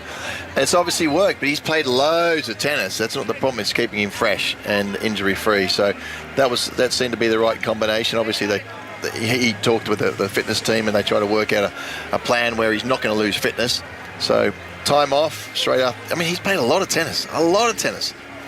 So, it seems to be working, and the balance is right. As our time together comes to an end, does anyone have a final moment, match, highlight? I think for me, definitely the Alcaraz-Djokovic match was the highlight of the tournament, I think. And maybe that was the best. Keys, Swiatek, I think, maybe.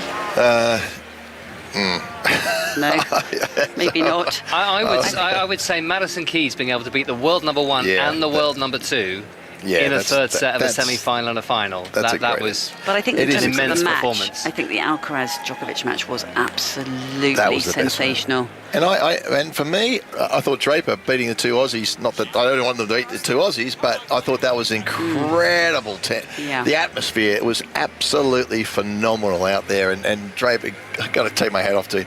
Boy, he's got some fight, that kid. Was that this year's Australian Open? It feels like a long time ago, doesn't it? It was, and he was in big trouble to both the Aussies and ended up toughing it out, in long matches. So that was quite thrilling. Well, we're still getting done in straight sets. Annabelle, the burger place is going to be open. I know, I hope it's going to be still open, is it? Oh, no, it's one of those places that doesn't really get lively till after midnight. It's one of those. Great. Yeah. That's where the regret comes in, Annabelle. But you can get that eaten before, because Annabelle's flight leaves in 7 hours. Yeah. So this has all worked out perfectly. But thank you very much. Thank you. Russell, Annabelle, Pat, David, Matthew, everybody for your company, all the hard work that's gone into these 2 weeks, because that is it from Melbourne and the Australian Open 2025. Been an absolute pleasure to have you with us across the fortnight. Thank you so much for listening.